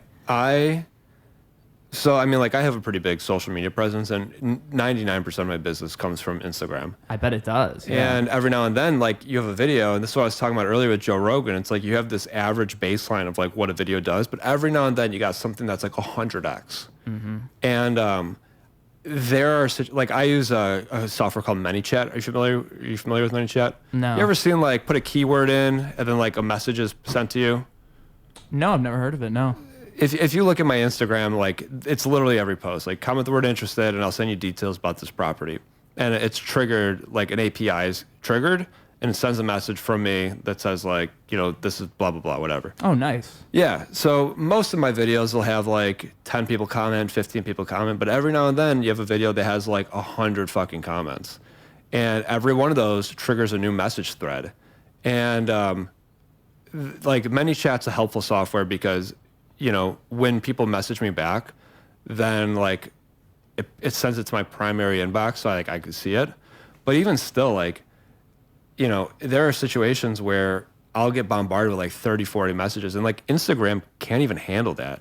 Like, it starts reorganizing my messages where, like, I'm now seeing things from, like, 4 months ago that I never saw. Like, I can't even find your message. And, like, the Instagram can't do it. Yeah. So, how, when it gets even bigger, I don't even know. My goal this year is 50,000 followers. Like, that's like my vanity goal. And that's a good way. Vanity goal is a nice way of putting it.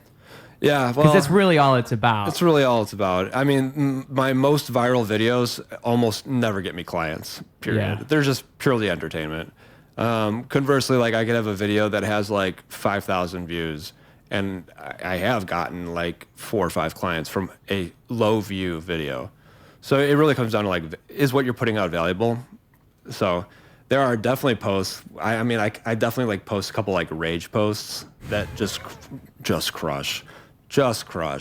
But I never get clients from them. It's mostly just, like, bring people into my ecosystem and, like, make them aware of me. Yeah. And then if they find my other stuff valuable, then all the better. So my vanity goal is 50,000 followers. But, you know, fucking stupid. 50,000 is a nice vanity goal. Right now, I'm at, I think, like, on Instagram, I'm just past 2,000. I'd be happy if we hit, I mean, my vanity goal, I guess the nice one would be 10,000 by the end of the year. That's a great goal. The one that makes sense, yeah. On streaming services, I like that Spotify always puts the monthly listeners. So I'm always waiting for that one to jump up to, like, I think I've gotten it as high as 4,500. Right now it's back at 600 monthly listeners. Yeah, it takes a minute to do it. You got to kind of, like, get on their good side. It's because it's algorithmic, dude. That's the way a lot of this stuff is. Unless you already have a little bit of clout and you can kind of work your way into that, because that's your selling point. Is like, oh, I'm an actor and now I'm on social media. Oh, I'm this and now I'm on social media. Those people don't have to try so much with their social medias. Yeah. So we got to pull our weight, okay? No, I know. We got to create a name for ourselves. And so that's kind of you need those vanity goals, I think. Like, you have to set some type of, and you know what's crazy about it too is, like, kind of goes back to what we were saying earlier, is you never really think about that, like, about what people were before they were popular, you know? Like, you're still in that stage, like, right now. Like, and once they know, they'll never forget. Like, once you hit that 50K, those people who know who you are, they'll never forget you. Like, now they know you forever. But now right now you're still kind of in that nice no pressure phase where they don't know you and you can do whatever you want. It's funny because you know, the follower count grows every day, or it changes every day. Some day, knock on wood, I actually have not had a day that I've had, like, a net loss in followers, I think, in a year. Nice. So, which is kind of cool to say, but you're still the same person. Like, you're no different. And then, so in the beginning of 2024, I think I had around, like, 3,000 followers. I have 14,000 today. So I grew, like, 11,000 followers in a year, which is a lot. There are people that grew a lot faster than me in my own field, industry. I think I'm lucky because I'm in a field that people like to watch. People love watching fucking property tours. But There are people that grew like Shout way out fast. HGTV. Shout out HGTV. Doing the OG. Lord's work. The Lord's work. They were like the OGs. They were the first people to figure it out. You know? Yeah, people. What do people love? People love watching house shit. People love watching food shit, and people love watching people being dumbasses. That's what people like. That's so, what television and cell phone screens were invented for. That's exactly what it was. It was built for the vanity stuff. Yep. But you know, there are people that I'm close to that knew me when, you know, you're at 0 followers. Like everyone starts at 0, whatever. Yeah. And they think because like I have gained so many followers that like I know something that they don't. I'm like, I don't know fucking shit. Like, Yeah. The sole difference is that I've posted like 800 posts on my Instagram and you have like 12. So And you know, like that's probably the best advice you could give somebody is to just like post things and figure it out as you go. Oh, constant trial and error. I'm always testing stuff. I'm always testing stuff to see how does it resonate with people, because you know I'm an analytics freak. I love like looking at the analytics to make sure that I'm reaching the right people. Mm-hmm. And going back to like some of my viral like rage bait type posts, and I posted. I have 2 videos on my page right now that are like asking ChatGPT what different neighborhoods, someone from different neighborhoods looks like. Fucking trigger. Like people loved it, people hated it. It exploded. Had like one of them has like 1.5 million views. Like just popped off. Nice. And 0 clients though, so it doesn't do me any good. But you know, if you look at like the analytics of that post, you know, it runs the spectrum of who's watching it, from where, from what city. You got people on there saying Chicago's a hellhole. You got people on there making jokes about how I won't show Garfield Park. Honestly, ChatGPT would not create an image for Garfield Park. It did not create an image for Garfield Park. It said that's against our community guidelines or some shit. I'm like, wow. Take that how you will. Fucking damn. It's against the guidelines. It's just the community. What's the problem? But so you know, you get this huge span of things. But like I said, at the end of the day, like I got 0 clients, so it doesn't do me any good. Conversely, like if I post something about a condo that's in Lincoln Park, that's a 3-bedroom, like I'm calling out exactly what it is, where it is, what it's like, who it's for, and like the views are definitely going to be lower. And this kind of goes into like your stuff too. It's like, it's not about views. Views don't actually matter at all. It's purely a vanity metric. It's like, where is your audience, you know? Mm-hmm. Because your audience is a lot different than my audience. So if you had a video that had like, well, I guess maybe if you had a really, really interesting guest, but typically like a podcast might not have 30 million views. Typically, no. But it has like there crazy are definitely clips and shit like that. Yeah. But yeah, that's kind of what I'm saying. Like you might find that your sweet spot is really like 15 to 25,000 views. And when you're in that 15 to 25,000 view range, you might notice that like this is the archetype of person that I'm really trying to reach. And then when it skews outside of that, the bubbles burst and you're spilling into places you don't really want to be. Mm-hmm. You know what I mean? Yeah. That's interesting. Yeah. And like you kind of figure out what that is through doing it though. Like that would be what you're figuring out throughout that process, would be like figuring out what that bubble is even. Yeah. Like what am I supposed to be putting up here? So yeah. I'll give you a good example, going back to like the example I just gave. If I made a video about a 3-bedroom condo in Lincoln Park, how many people do you think are actually interested in a 3-bedroom condo in Lincoln Park for $700,000? It'd be a niche group of people. It's a niche group, yeah. But if it had like 6 million views, well, there's not 6 million people that are interested in a condo in Lincoln Park. So at that point, it's probably like just a sick place that people are now just sharing just because, well, now Tony just shares cool places, but I don't really share cool. Like I'm trying to share places that people actually want to buy. You know, I'm not trying to show the $10 million converted warehouses and driving in a Lamborghini. Like there are a lot of agents that do that already, but like I'm not trying to. That's not what I'm trying to do. You know. Yeah. So if that happened, I would know. This is not in line with my audience. Right. I've now contaminated my audience with people all over the country. Contaminated. contaminated. Dude, it's the true, word man. choice. Like- Because I mean, like, yeah, that is so true. And I think that's kind of like a curse of social media. Is it's created that where like, and you'll see so many people chase it, where they get one video that gets so popular and then they try to recreate it. Yes. It's like, no, that's not what you were doing at first. Like, that's not how you did that at first. Like, you know, whatever. With those videos with those small apartments where it's like just a couple, like 2-bedroom, that's niche. Like that's where a lot of that audience is. And then you get this one video where you went all out and you had this $2 million penthouse to show off. And now all you want to do is show off penthouses because that video got 1 million views. Like I'm sure it's everywhere. You know, the People do thing it. is though, like $1 million penthouse is probably not that spectacular of a place. You need It's like probably- a $10 million penthouse. Yeah, you need like a $10 million place or like a $5 million place. Like there are a lot of $1 million penthouses that will look so fucking average because things are just pricey now. I think that there are a lot of social media real estate profiles that they really build their brand around highlighting the super unique, super luxurious, not really intending for people to buy these places, but more so just trying to align their brand with, look at me, I'm luxury. Look at me, I am $10 million homes. And it's like in the hopes that they're going to attract high quality, like high value clientele. And there's something to that. Like, do you know who Ryan Serhant is? No. He's got the show on Netflix, Owning Manhattan. He was like $1 million listings guy.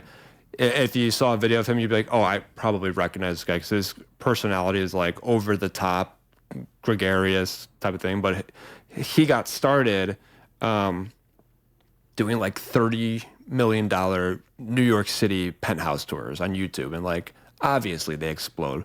But over the years, he's done that. And like, he's built an enormous brand. And now he's one of the most valuable real estate brokerages in the country because he's just built this huge brand. But it took him literally like 15 years. Yep. You know? Yeah. So I'm trying to get paid today. I can't wait 15 years for somebody to come in, some billionaire from China to come in and be like, yeah, buy everything. It's not. And so you just, well, and you know, like that's better though, is because I feel like you're making more of a widespread impact too. If you're not aiming for those big fish and all that, you're able to help out probably a lot more smaller people than you are like those few bigger people. Yeah. You probably get a lot more clients that way. I think you really got to identify like who it is that you're trying to serve. You cannot serve everybody. Like it just doesn't work. So over the past year, I've really like I've really honed this and been very specific with like the type of content that I post now. And I kind of, if you think of like a little map, maybe like to Uptown down to like South Loop over to like maybe like Ukrainian Village up to Logan Square. If you just think of like that map on Chicago, like that's what I would consider like my playground now. And I pretty much only post content there because what you put out is what you're going to bring back in. So like I don't do a lot of rental stuff. So I don't show rentals. There are a lot of people that show rentals and they want renter clients because they're like really fast paychecks and like it's really quick and that's cool and all. But like I have found that the type of clients that I work well with are just people that are generally kind of like me, you know, late 20s, early 30s. Maybe they're thinking about starting a family. Maybe they're first time home buyers, maybe they're not, or maybe they're just like moving to Chicago. Well, guess what? I'm late 20s, early 30s. I'm about to start a family. I love Chicago. I will happily be the fucking cheerleader for Chicago for people relocating here. I work well with these types of people. Yeah. So that's kind of like every time I post a piece of content, and I guess this is just practical advice for anybody who like is building a brand on social media is put the content out that's going to speak to the audience that you're trying to attract. You know, I'll give you an example too. I posted a video one time of I was on a showing in like Flossmoor. Do you know where Flossmoor is? No. Way the fuck south. Okay. Like far, far, far south suburb. From here, probably like an hour and a half. Okay. And I posted a video and on it said like, you know, comment the word homes if you want to see homes for 300,000, you know, in the south suburbs, whatever. Well, I got a fucking client out of that.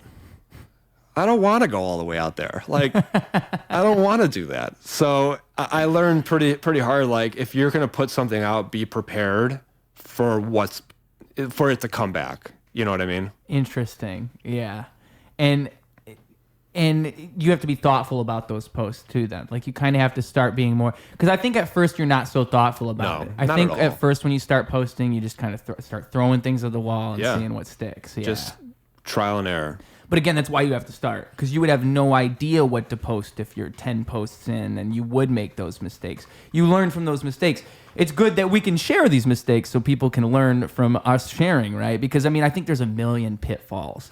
Like I think like now one thing that drives me nuts is like it's also just the impressions that you make on people. You have to learn how to make an impression quickly, right? Like when you make those videos, you still have to like kind of do it the right way. You can't just walk around and just point the camera around. You kind of have to. There's a blueprint. Yeah. There's a blueprint, yeah. And it's figuring that out is another big part of it. Like how do I communicate this clearly to people within 30 seconds to a minute? How do I get them to understand everything I'm trying to show them like that? And that's a muscle that gets trained through doing it too. It's like, you know, how do I show them these 3 bedrooms in an appealing way, like as I see it, because they're not here with me. I can't show them around.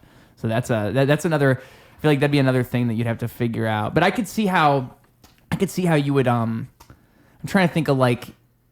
Well, one thing I want to say based on what you said is a rapper gave me the advice once. Feed those who want to eat with you, and I thought that was like great. I love that. Yeah, yep. He said he lives by that, and I was like, dude, genius. Fucking.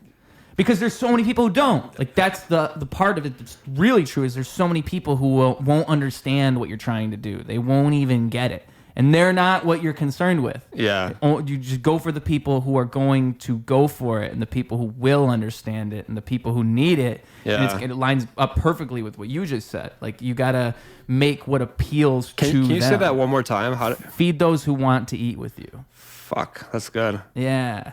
And ever since he said that, I'm like, genius, dude. That's so smart. Yeah, that is really good. Yeah. There's a phrase that I really like.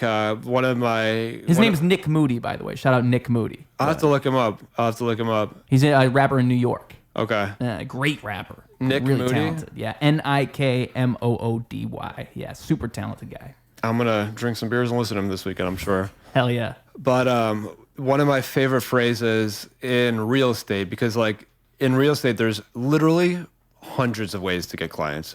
You could fucking pay for clients like on Zillow. You can be part of your church and just like meet everyone in your church and do shit like that. You could, a million ways. You could be like me and fucking find random people on social media. But my favorite phrase in real estate is your vibe attracts your tribe.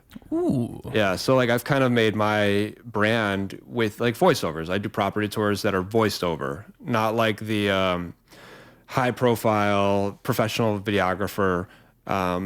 This home in 123 Main Street is so beautiful. And let me show you. It's usually, it's 100% voiceover. I tell people what I like about the home and why I think they would like it. I swear in my videos. In one of my videos, I made a reference to what I thought might be a sex swing in a property. And Katie was listening to me like edit it. And she's like, you can't fucking say that. I'm like, I fucking said it. But that is what attracts, because it's the energy you're putting out is what comes back to you. Yeah. So by putting it out there, you're going to get those same people exactly. that'll find it. And like I said in the beginning, like I show up in real life the same way that I am presented online. So if I'm presenting myself as a jokester or swearing or being like, this is a piece of shit, I wouldn't buy this place. You know. Do you ever say that? No, I would never say that. That'd be a great video. I bet that'd be a high performer. There are like, if I had a listing that was so just atrociously bad of a property, I would probably make a listing about it, a video about it, just because like it'd be so funny. But I would never like go into a property like this fucking sucks. Roast it. No, I would never do that. But no, that would be terrible. But what was I gonna say? Well, just from doing these videos, right? From doing the voiceovers and all of that, right? You're able to, your vibe is your tribe, and you attract those right people. I mean, this is what I was gonna say. If like, say you're relocating to Chicago and you come across my page, and I literally just had this conversation yesterday, and the guy was like, you know, I don't even have the Instagram app on my phone, but my girlfriend sent me the link to your stuff. I spent 15 minutes just watching videos on your page. And I'm like, blah, blah, blah. And then we had a conversation. He knew exactly who I was when we had that Zoom call. There were no surprises. He wanted me to be like me, you know, and we had a really fun conversation. I did tell him there were some areas where pieces of shit, you know, but But that honesty goes a long way. yeah. Because that person realizes then, like, oh, he's willing to tell me something like this. Let's bring it back to Joe Rogan. Why do people like Joe Rogan? Because he tells it like it is. Yes, exactly. Yeah. And people believe you when you have controversial opinions sometimes. If you just completely go with the flow, what do they call him? Like a yes man? Like a whatever the fuck. You know, nobody believes you. Nobody has any real convictions about you. Yeah. You need to have a conflicting opinion about something. Absolutely. Yeah. It's better in my mind to be controversial. Like if you're not controversial in some way, shape, or form, odds are you're doing something wrong. I really believe that because it's generally like those things that make the biggest difference in time. And when you look back and you think like about what's most impactful, it's always the thing that's different, that was bold and that decided to make that choice. It's never like playing it safe. It's never doing the right thing that everybody else is doing. It's always like whatever that was. Someone once described it to me as they told me John Connor. He's probably one of the biggest guests we've had on this podcast. He was once signed to Eminem's rap label. He's another great rapper. Holy shit. But he once told me like what makes me, like it was a very high compliment. I really appreciate him saying this, is that there's a human element to it. Like you present the human element. And by being able to do that, by having that within you, you're able to achieve anything you want to achieve in life if you can start there and have that human element that you can translate into other things. And like that's how you attract those people, though. It's that honesty, it's that reality. Because I think people like everybody has a bullshit meter inside of their brain. We're all able to detect it. We all know. And then something like alarm bells go off and we can tell that somebody's not being real with us. We know. And like, you know, some people are more easily fooled, but in the end, like the truth always comes out, right? And so I just living by that principle only makes the most sense, right? I just want to caveat that for a second. I don't think it's just controversy for the sake of like there are people who are controversial for the sake of being controversial. Yeah. They fucking suck, you know? Because they're doing that same thing, but in a different way. Yeah, right? they're just trying to incite reactions, I want to say. Exactly. Like they see it's because like when I say they're doing the same thing differently, what I mean is like rather than playing by the rules, they're trying to do the exact opposite. Yeah, exactly. Like, oh, like I'm playing exactly against the rules. Look at me, you know. So there's and that becomes disingenuous. 100. I could not agree more. Disingenuous is a good word for it. There's I forget exactly what it is, but maybe like a thought experiment. I forget exactly what it is, but if I know one thing about you, like one like core political belief or something, if I could guess every opinion you have, you're a one-dimensional person. Yeah, I've heard that. Yeah. Yeah. So I forget exactly how they phrase it, but it's like the more controversy, or not controversies, the more contradictions that you have that go against that dynamic, generally the more thoughtful of a person you are, and the more you've actually thought about these things. Yeah, you should be able to challenge yourself for sure. Yeah, I think you really absolutely should challenge yourselves all the time. Yeah. And I think it's so easy to just kind of like live in a bubble. I definitely lived in a bubble, and I've worked more aggressively at like popping that bubble over the past year, to just kind of like meet people where they're at. Mm-hmm. You know. Naturally we live in bubbles, and now more than ever with like the way that literally social media will create a bubble for you. Like before, it used to be you'd like kind of find yourself in a bubble. Yeah. Now your bubble's following you around all the time in your pocket. You know, so, I am the bubble. Yeah, we are bubbles. We are all our own bubbles. But yeah, you just expand so much, and like just by like even looking at yourself, like that's what therapy is ultimately trying to do. It's trying to make you ask questions about yourself and make you look at yourself reflectively. Like that's what good therapy does. I've never gone to a therapist. Me neither. Yeah, I would like to, because one of the things that I really want to work on in 2025 is just like mental health. Yeah. And I just like have never gone to a therapist. See, I have a controversial even opinion on that, because I look at it like, you know, People are very like linear on therapy. They either like it or they don't like it.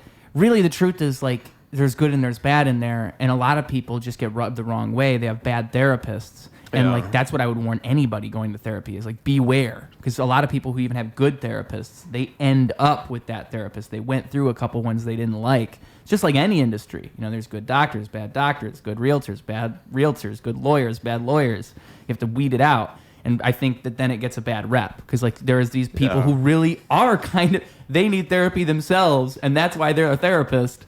And there's a lot of those folks, but there's also people who just really, really want to help. And they really have that within them, and they could highlight all these parts of you you'd never see yourself. And you just have to try it, and you have to talk to them. But you know, I'm sure it's a process, and it's not easy either. It takes time, it takes money. Therapy's not cheap. No. So Katie's been like encouraging me to talk to a therapist. You might love it, man. I don't know. I mean, one of my really good friends, like she is huge on therapy. She's been seeing therapists her whole life, and I'm probably gonna, you know, if anyone's still listening at this point, I don't want to ruffle any feathers, but like in the least jackass way possible, I'm going to say this. Get your pitchforks out now, folks. I think the life of an entrepreneur is a lot of really high highs and a lot of really low lows.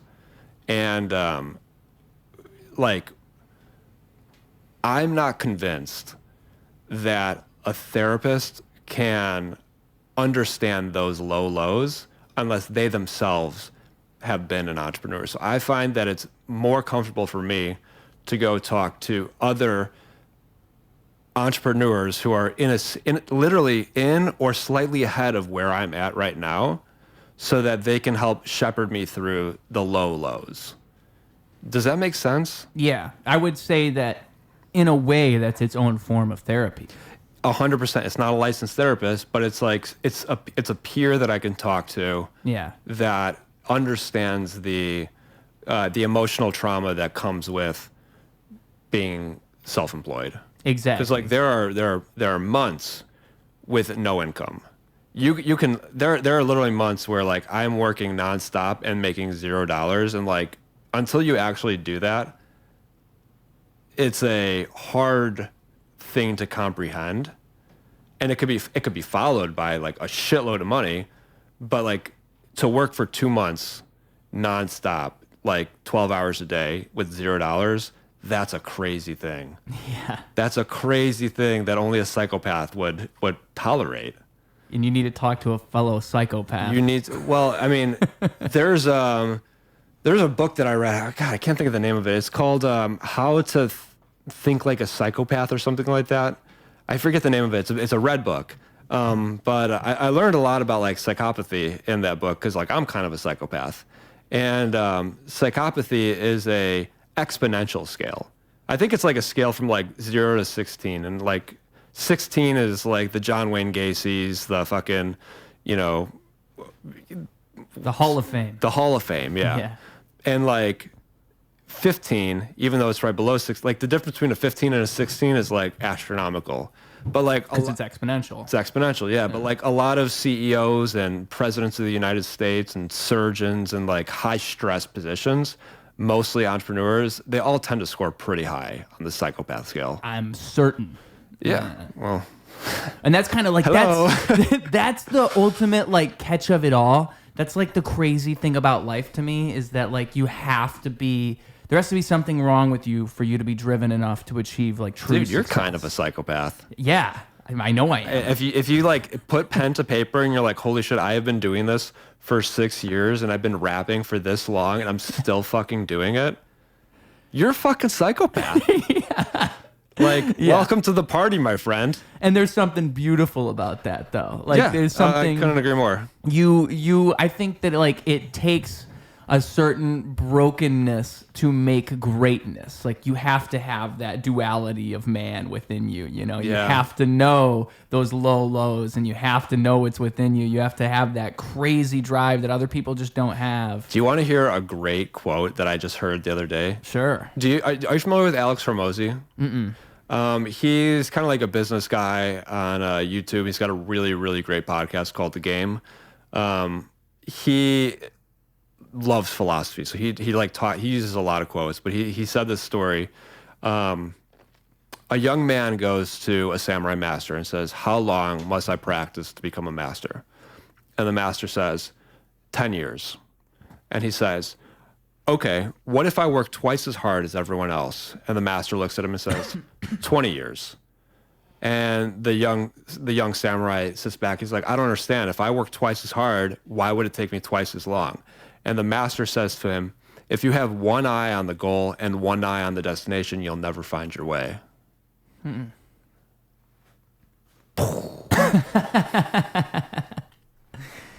me think about that. Let me process that.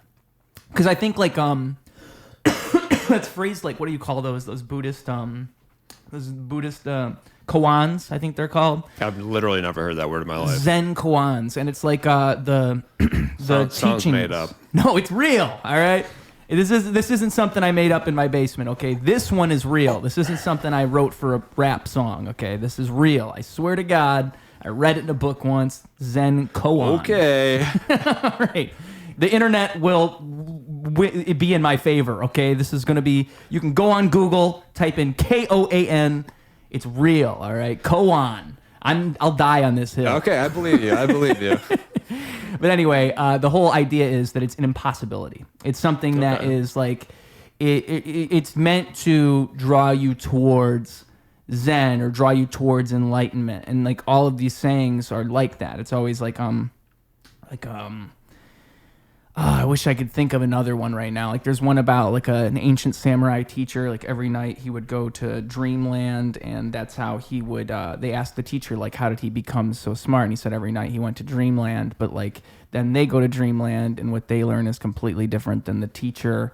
And like they go to two different dreamlands or something. Like that's the koan. It's not supposed to give you the answer. It's supposed to make you think about it. And that's exactly what that's trying to do. It's trying to make you think like, what is it really saying? It's saying like, live in the moment and find yourself in the process of doing it, not think ahead of yourself and try to always be 2 steps ahead of that process, right? I think you nailed it. That's what I would imagine. Yeah, no, I think you nailed it. And like, I think that resonated with me a lot because I have a tendency to like build the entire thing in my head. Mm-hmm. You know? We all do. Yeah, we do. And I think that breaking it down into more like bite-sized. I'm what you would call like a visionary. And there's visionaries, there's managers, and there's like one other thing I forget too. Operators, I think, is what it is. And the visionary is the guy he comes up with the ideas, but he can't execute them. And you need someone on your team. Like if this is all about like team building stuff. Like you need a visionary, you need a manager, you need an operator on every team. And for the longest time, I would come up with all these like ideas of things I wanted to do, put them on paper, and like now I have this enormous list of things that will never get done. You know, so understanding that about myself like is a shortcoming. And trying to break them down into like the 1 or 2 things that I really want to do, and then like putting a plan in action to actually get this thing executed is something that like over the past 6 months, I would say, I've been working hard on. My business partner and I both are visionaries. We just brought in an operator and a manager. And now things are moving like at a speed we never thought was possible. Just for like 2 years, we're like, yeah, we'll do this and we'll do that. And I'll give you a perfect example. Last January, we wanted to do like a campaign to nurture what's called your sphere of influence, like the 100 or so people around you that like know who you are. And we're like, well, what should we do for January? We're like, oh, you know what? A lot of people have health goals in the beginning of the year. Let's send out water bottles. We'll get like Captivate Real Estate Group branded water bottles. We'll send them out. And then we're like, well, how should we get them? And we're like, oh, these glass bottles are really cool. Let's do that. Well, then we ordered like 300 of these glass water bottles. Guess what? They're actually kind of hard to mail and pretty expensive to mail and pretty heavy. So we never mailed any of them. And now we have I should have brought you one. We have 300 water bottles in our fucking office. On his next appearance on Ruse Radio, there will be 5 water bottles sitting in front of him. So like when we do events, like we'll do events, our office is right by Oz Park in Lincoln Park. So we'll go out to Oz Park and we'll like set up a table and like give away whatever the fuck. We give away the fucking water bottles. But that is what a visionary would do, right? They came up. You came up with something to do with them, right? Now that wasn't our idea. Not originally. That was the manager's idea. Oh, really? Well, she came up with it. She put a plan together of what we could do with what we already had. We're always just thinking of new stuff, you know.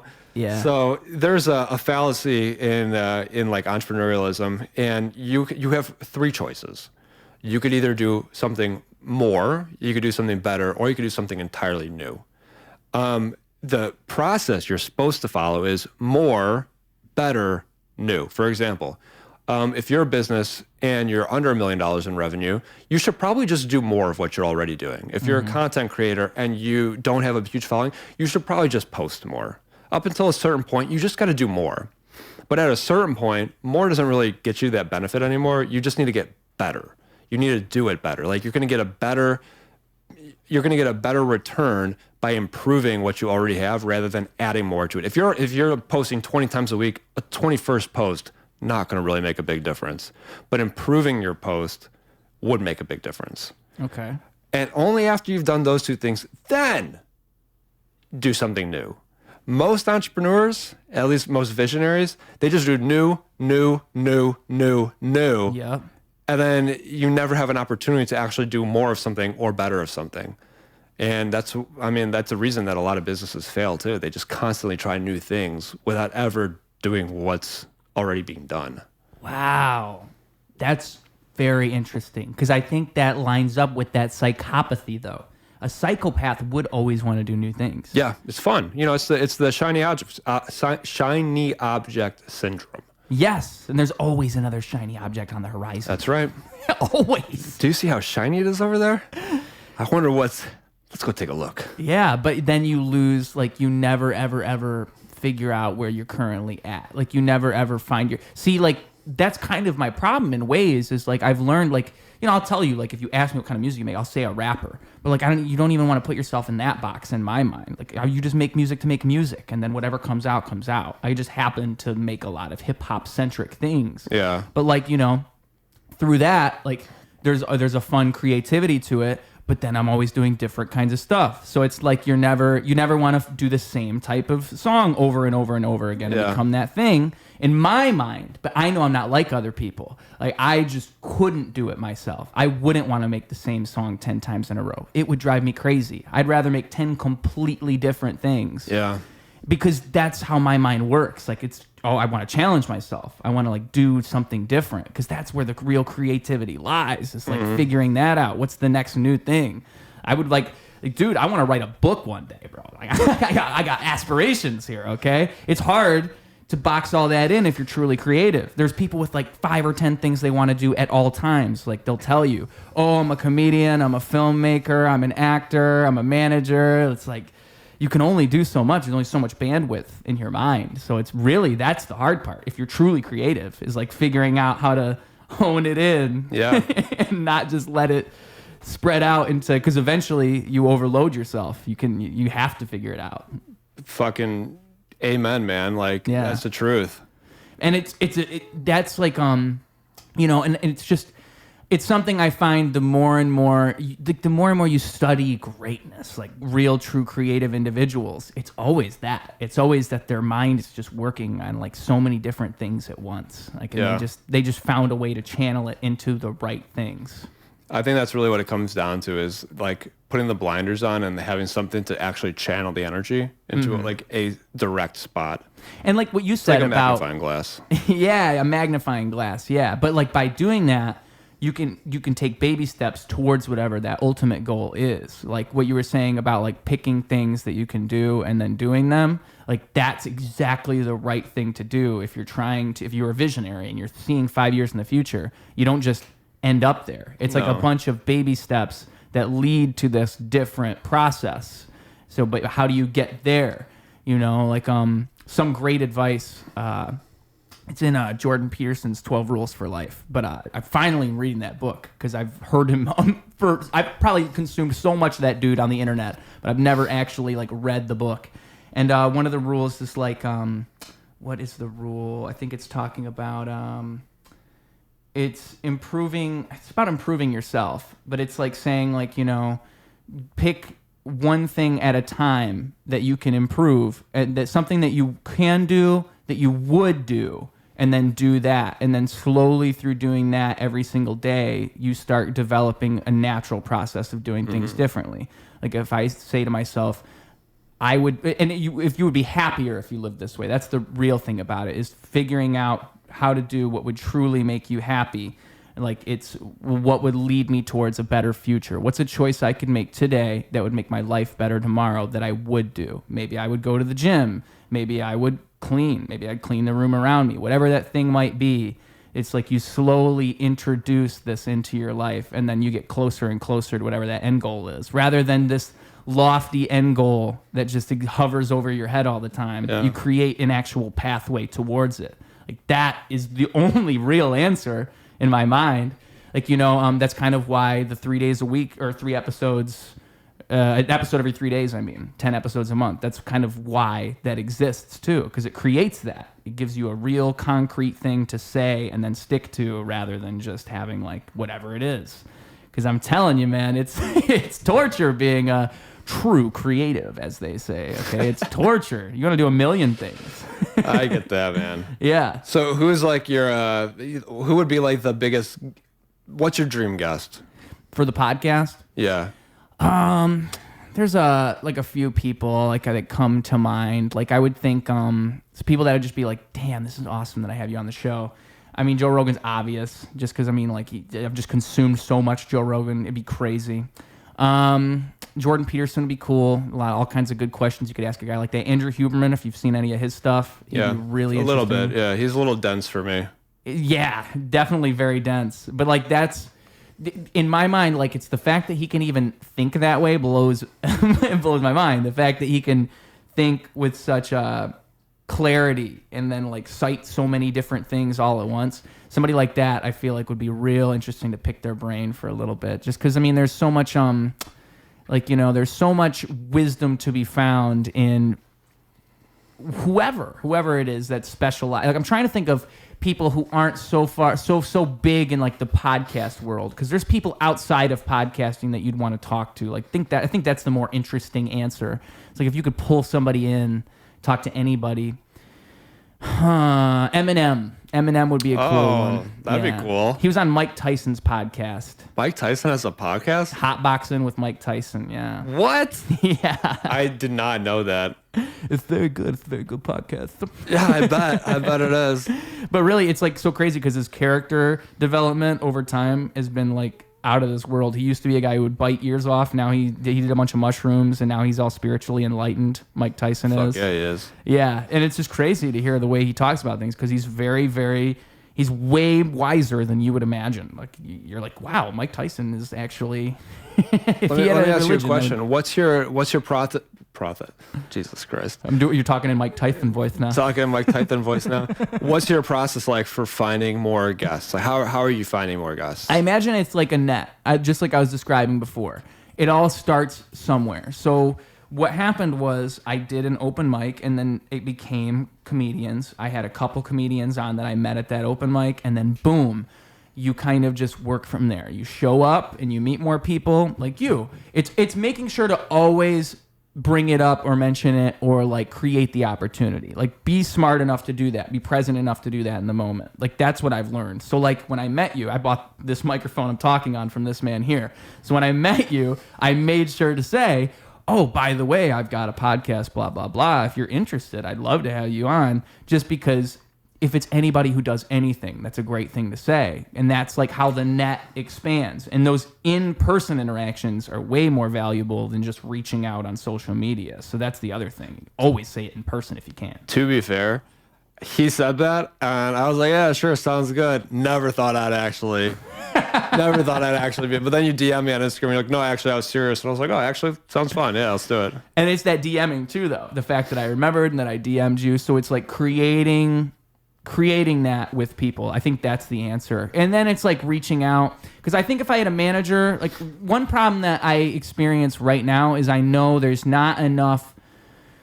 I don't know how. I'm not as much of a salesman as you might be. Like I'm more of an artiste, okay? I'm more involved in the process, getting down in the weeds. When it comes to actually like selling myself in an email, I feel like I could do it, but I just don't know the keywords. Like I think what you're supposed to be mentioning is follower count. You're supposed to be mentioning metrics, all this stuff to where if like you're a manager of somebody who's got actual pull, you're going to see this and be like, oh, this is a real operation here. Well, Ruse Radio's still getting off the ground. So like at this point in time, it's really just getting a bunch of people on and expanding that net through the process. But I'm sure like if I keep to this, if I just do 3 episodes, episode every 3 days, how could it not become something in like 6 months where all these people have been on the show, everybody knows everybody somehow, the 7 degrees of Kevin Bacon as I've established. Yes.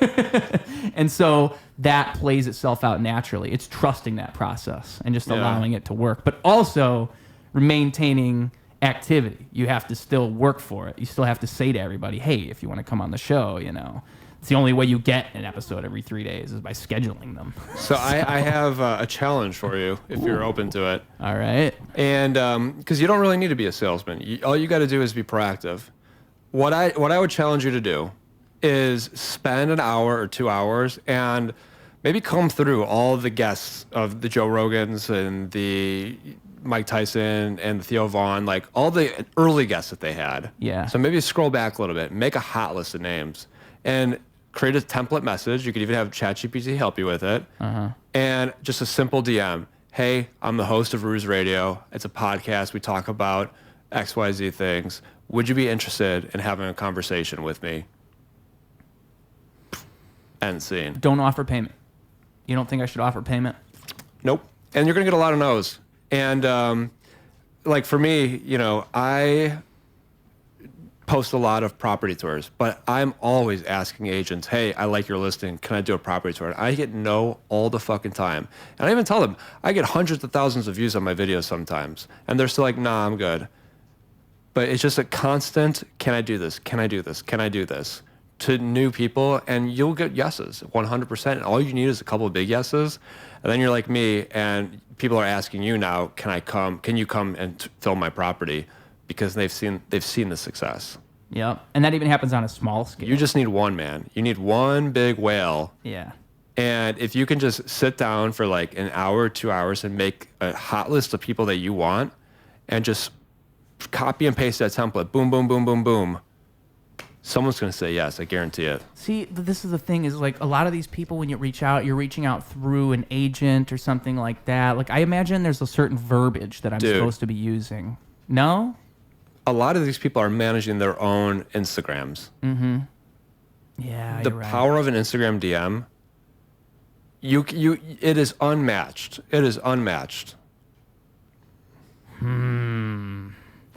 See, I've already tried the Instagram DMs, but I think I shoot too high and not enough. See, I go for like 5 big fishes when I should be going for 100 all at once, is what you're saying. Yeah. What did I just say like 10 minutes ago? More, better, new. Yes. Just start with more. Yes. Before you do anything to this podcast to try and make it better. Well, that would be what we're doing now is more. More, yeah. Yeah. But I'm saying like more invites, you know, more asks. Yeah. Same thing when you start going for brands too. Like now you got to start asking for more brands. You know, you got to be proactive, being like, hey, I've had this person on, this person on, this person on. My brand aligns with this, this, and this. We've talked about, you know, leadership, philosophy, fighting, music, comedy, whatever. I want you to be I don't know how the fuck brand sponsors work, but it comes down to more. Yeah. More is the answer. Yeah.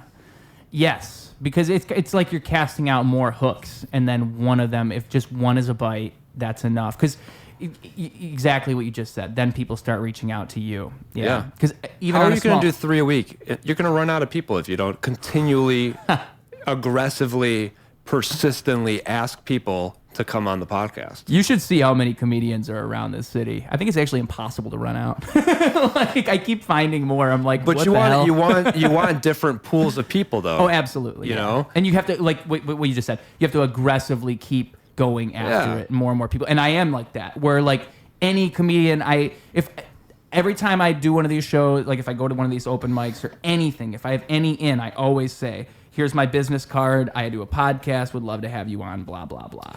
Always, every time. Let's do this. I'm going to give you a list of names of people that I think might be worthwhile to have on the podcast, but you got to reach out to them. Now, are these people you know? Yeah. See, if you do that, that helps because I could even say, hey, he introduced me to you. How many degrees from Kevin Bacon am I? Yeah, I hope you're real close. Yeah, exactly. I hope Kevin Bacon's right around the corner, folks. Yeah. I'm waiting for him. I'm waiting to get Kevin Bacon personally on this show. That's the dream guest, is Kevin Bacon himself. Kevin Bacon? That's fucking hilarious. But I mean, yeah, that is the way, dude. And that's folks, if there's any moral to all this whole story, it's networking, right? It's like reaching out to more people because it's everybody knows everybody in this strange way. Yeah. So please give me the list and I will make it happen, okay? What walks of life are you looking for? I'm looking for anything, really. I mean, I can make anything work. I'll put it that way. Like, I think that what's so great about a platform like this is that you can get all different walks of life. So, yeah. But is there are there certain things you have in mind? Are there certain types of people? I mean, I just tend to know a lot of like entrepreneurs. Yeah. But from various industries, you know? Yeah. Doing all sorts of crazy, weird shit. See, that's that's right down. That's my ball game right there. That's down my alley because that's really what I'm looking for is people who are doing different things. Yeah. You know. Well, that's what I'm thinking. Like I know a diverse range of people in different industries with different interests, and you know, I could have some people come talk about like AI or blockchain or, you know, fucking anything like insurance. Like, I don't know the fuck. But like that's what's another thing that's so cool about a platform like this is normally you don't have an opportunity to dive that deep on whatever someone's interest is. Like they are not going to turn the camera on and talk about it for an hour. They're just not going to do it. So it gives them an opportunity to dive deep into whatever it is and share that in this whole different way. Like that's very cool. You know? I couldn't agree more. Yeah, I've learned a lot. Are we running out of time? We are pretty much. We got like 5 more minutes, but then I do got to get going. Well, you know what we'll do in these 5 minutes is it would be a good opportunity for you to let the people know who they've been listening to for the last 2.5 hours and your social medias, all that. Give them social medias, and then your final message if you got one. If you got something you want to send the kids home with, the floor is yours, sir. Okay. My name is Tony Angelos. I guess we never did an introduction. Yeah, I thought about that, yeah. Yeah. But that's how natural this podcast was. This was a good one. This is a good one, I think. Let us know in the comments. Was this a good one? If you thought this was trash, please let us know. Yeah. Let us know how psychopathic we are. But my name is Tony Angelos. I'm a Chicago real estate agent and a real estate investor. You can find me. I'm pretty much just on Instagram at Tony Angelos. And send me a DM. Let's chat. Let's grab a coffee. I love meeting new people. And that's that. I'm not going to try and sell you anything, but I'd love to have a conversation with you. And that also would be the message today, right? Is that human element, that thing of like, I think that's kind of that shows true mastery of an art form, is when you've gotten good enough at it to where you can just be yourself. And to some people, it doesn't come naturally. To others, it does. I don't know if there's a science to it. I think the best way you can get better at anything and figure yourself out is by getting out and doing it. Like earlier I said, I compared it to comedians with open mics because I think it's all the same. Like posting on social media, you 12 posts to 100 posts, 1 open mic to 100 open mics, 1 song to 100 songs. You know, you're not yourself so much that first time you do it. You don't know how to be yourself so much. You're kind of figuring out the ropes. And eventually you can be that guy that is just good at being themselves. Or you're lucky enough and you just happen to be that guy at first. But either way, folks, it's not even if you are that guy, you get better at it. It's not like a magical pill that you just take one day and all of a sudden it's all good. Let me say something about this, because I spent a lot of time thinking about this, because like I said, I train a lot of like new agents. We have a pretty big team, and like we do a lot of trainings for them. And I'll hear things like, I'm not as good at XYZ as you are. It comes easier to you. And it's like, well, this is brand new for you, and I've been doing this for a long time, so why do you expect to be as good at it as I am? So, like, let's break it down. Like, what does being yourself mean? Well, it's just like, it's like a bunch of little micro mini skills, you know, that make you easier to talk to. So, for example, you could say, like, if someone's like, I'm not good at talking to people, I'm not very outgoing. It's like, well, what does that really mean? Well, talking to people is just like a bunch of many things, like nodding your head when someone's talking to you to make sure that like they know that you're actively listening to them and not checking your phone. Like if you could do those two things, like you're already ahead of a lot of people. Just nod your head a little bit when people talk, and you know, say, oh yeah. Guys learn that when they're ignoring their girlfriends. Yeah, looks great, babe. All I have to do is nod. Yeah. Smile and nod like the penguins of Madagascar. Smile and nod, baby. Smile and nod. So but yeah, once you do those couple little things, you can kind of get better and better and better at it. But it takes those steps. It takes those steps. Yeah, definitely. Yeah. I don't think anyone's naturally outgoing. There are people that are more naturally outgoing, but no one is just like there. It's a work for everybody. Yeah, and you know what? I'm so glad you said that, because that reminded me what the rule was. Nope, we're out of time. No.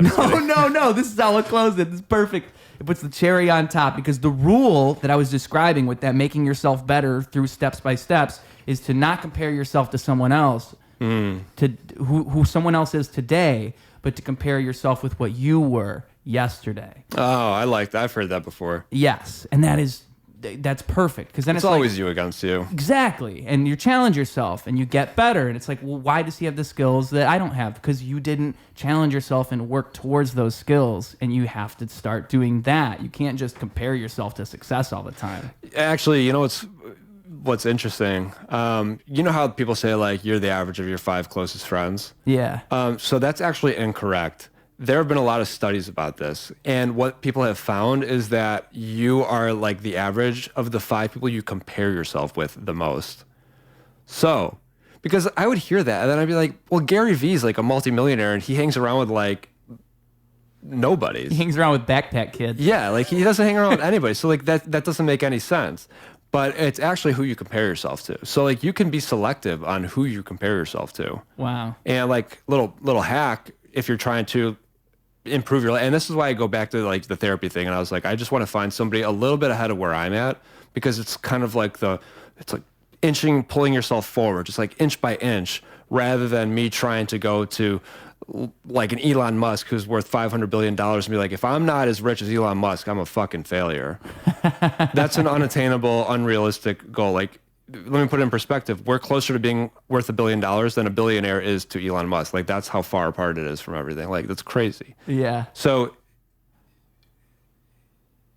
it is good to compare yourself to people, but it's important to be selective on who you compare yourself to.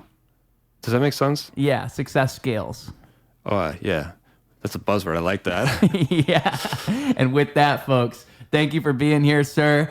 Thank you for watching. I'm sure we'll get this guy back in here sometime soon with some water bottles. With all that being said, folks, Ruse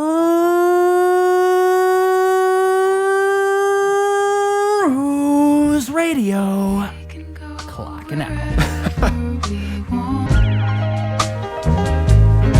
I got the world in my pocket, got a girl on my arm, got an eye in my socket, whirlwinds in my palms. I'm a free man, let me lead you along. I can show you something different, let me sing you a song. Ain't no algorithm touch me, ain't no palace this lovely. I found a way to find a way out.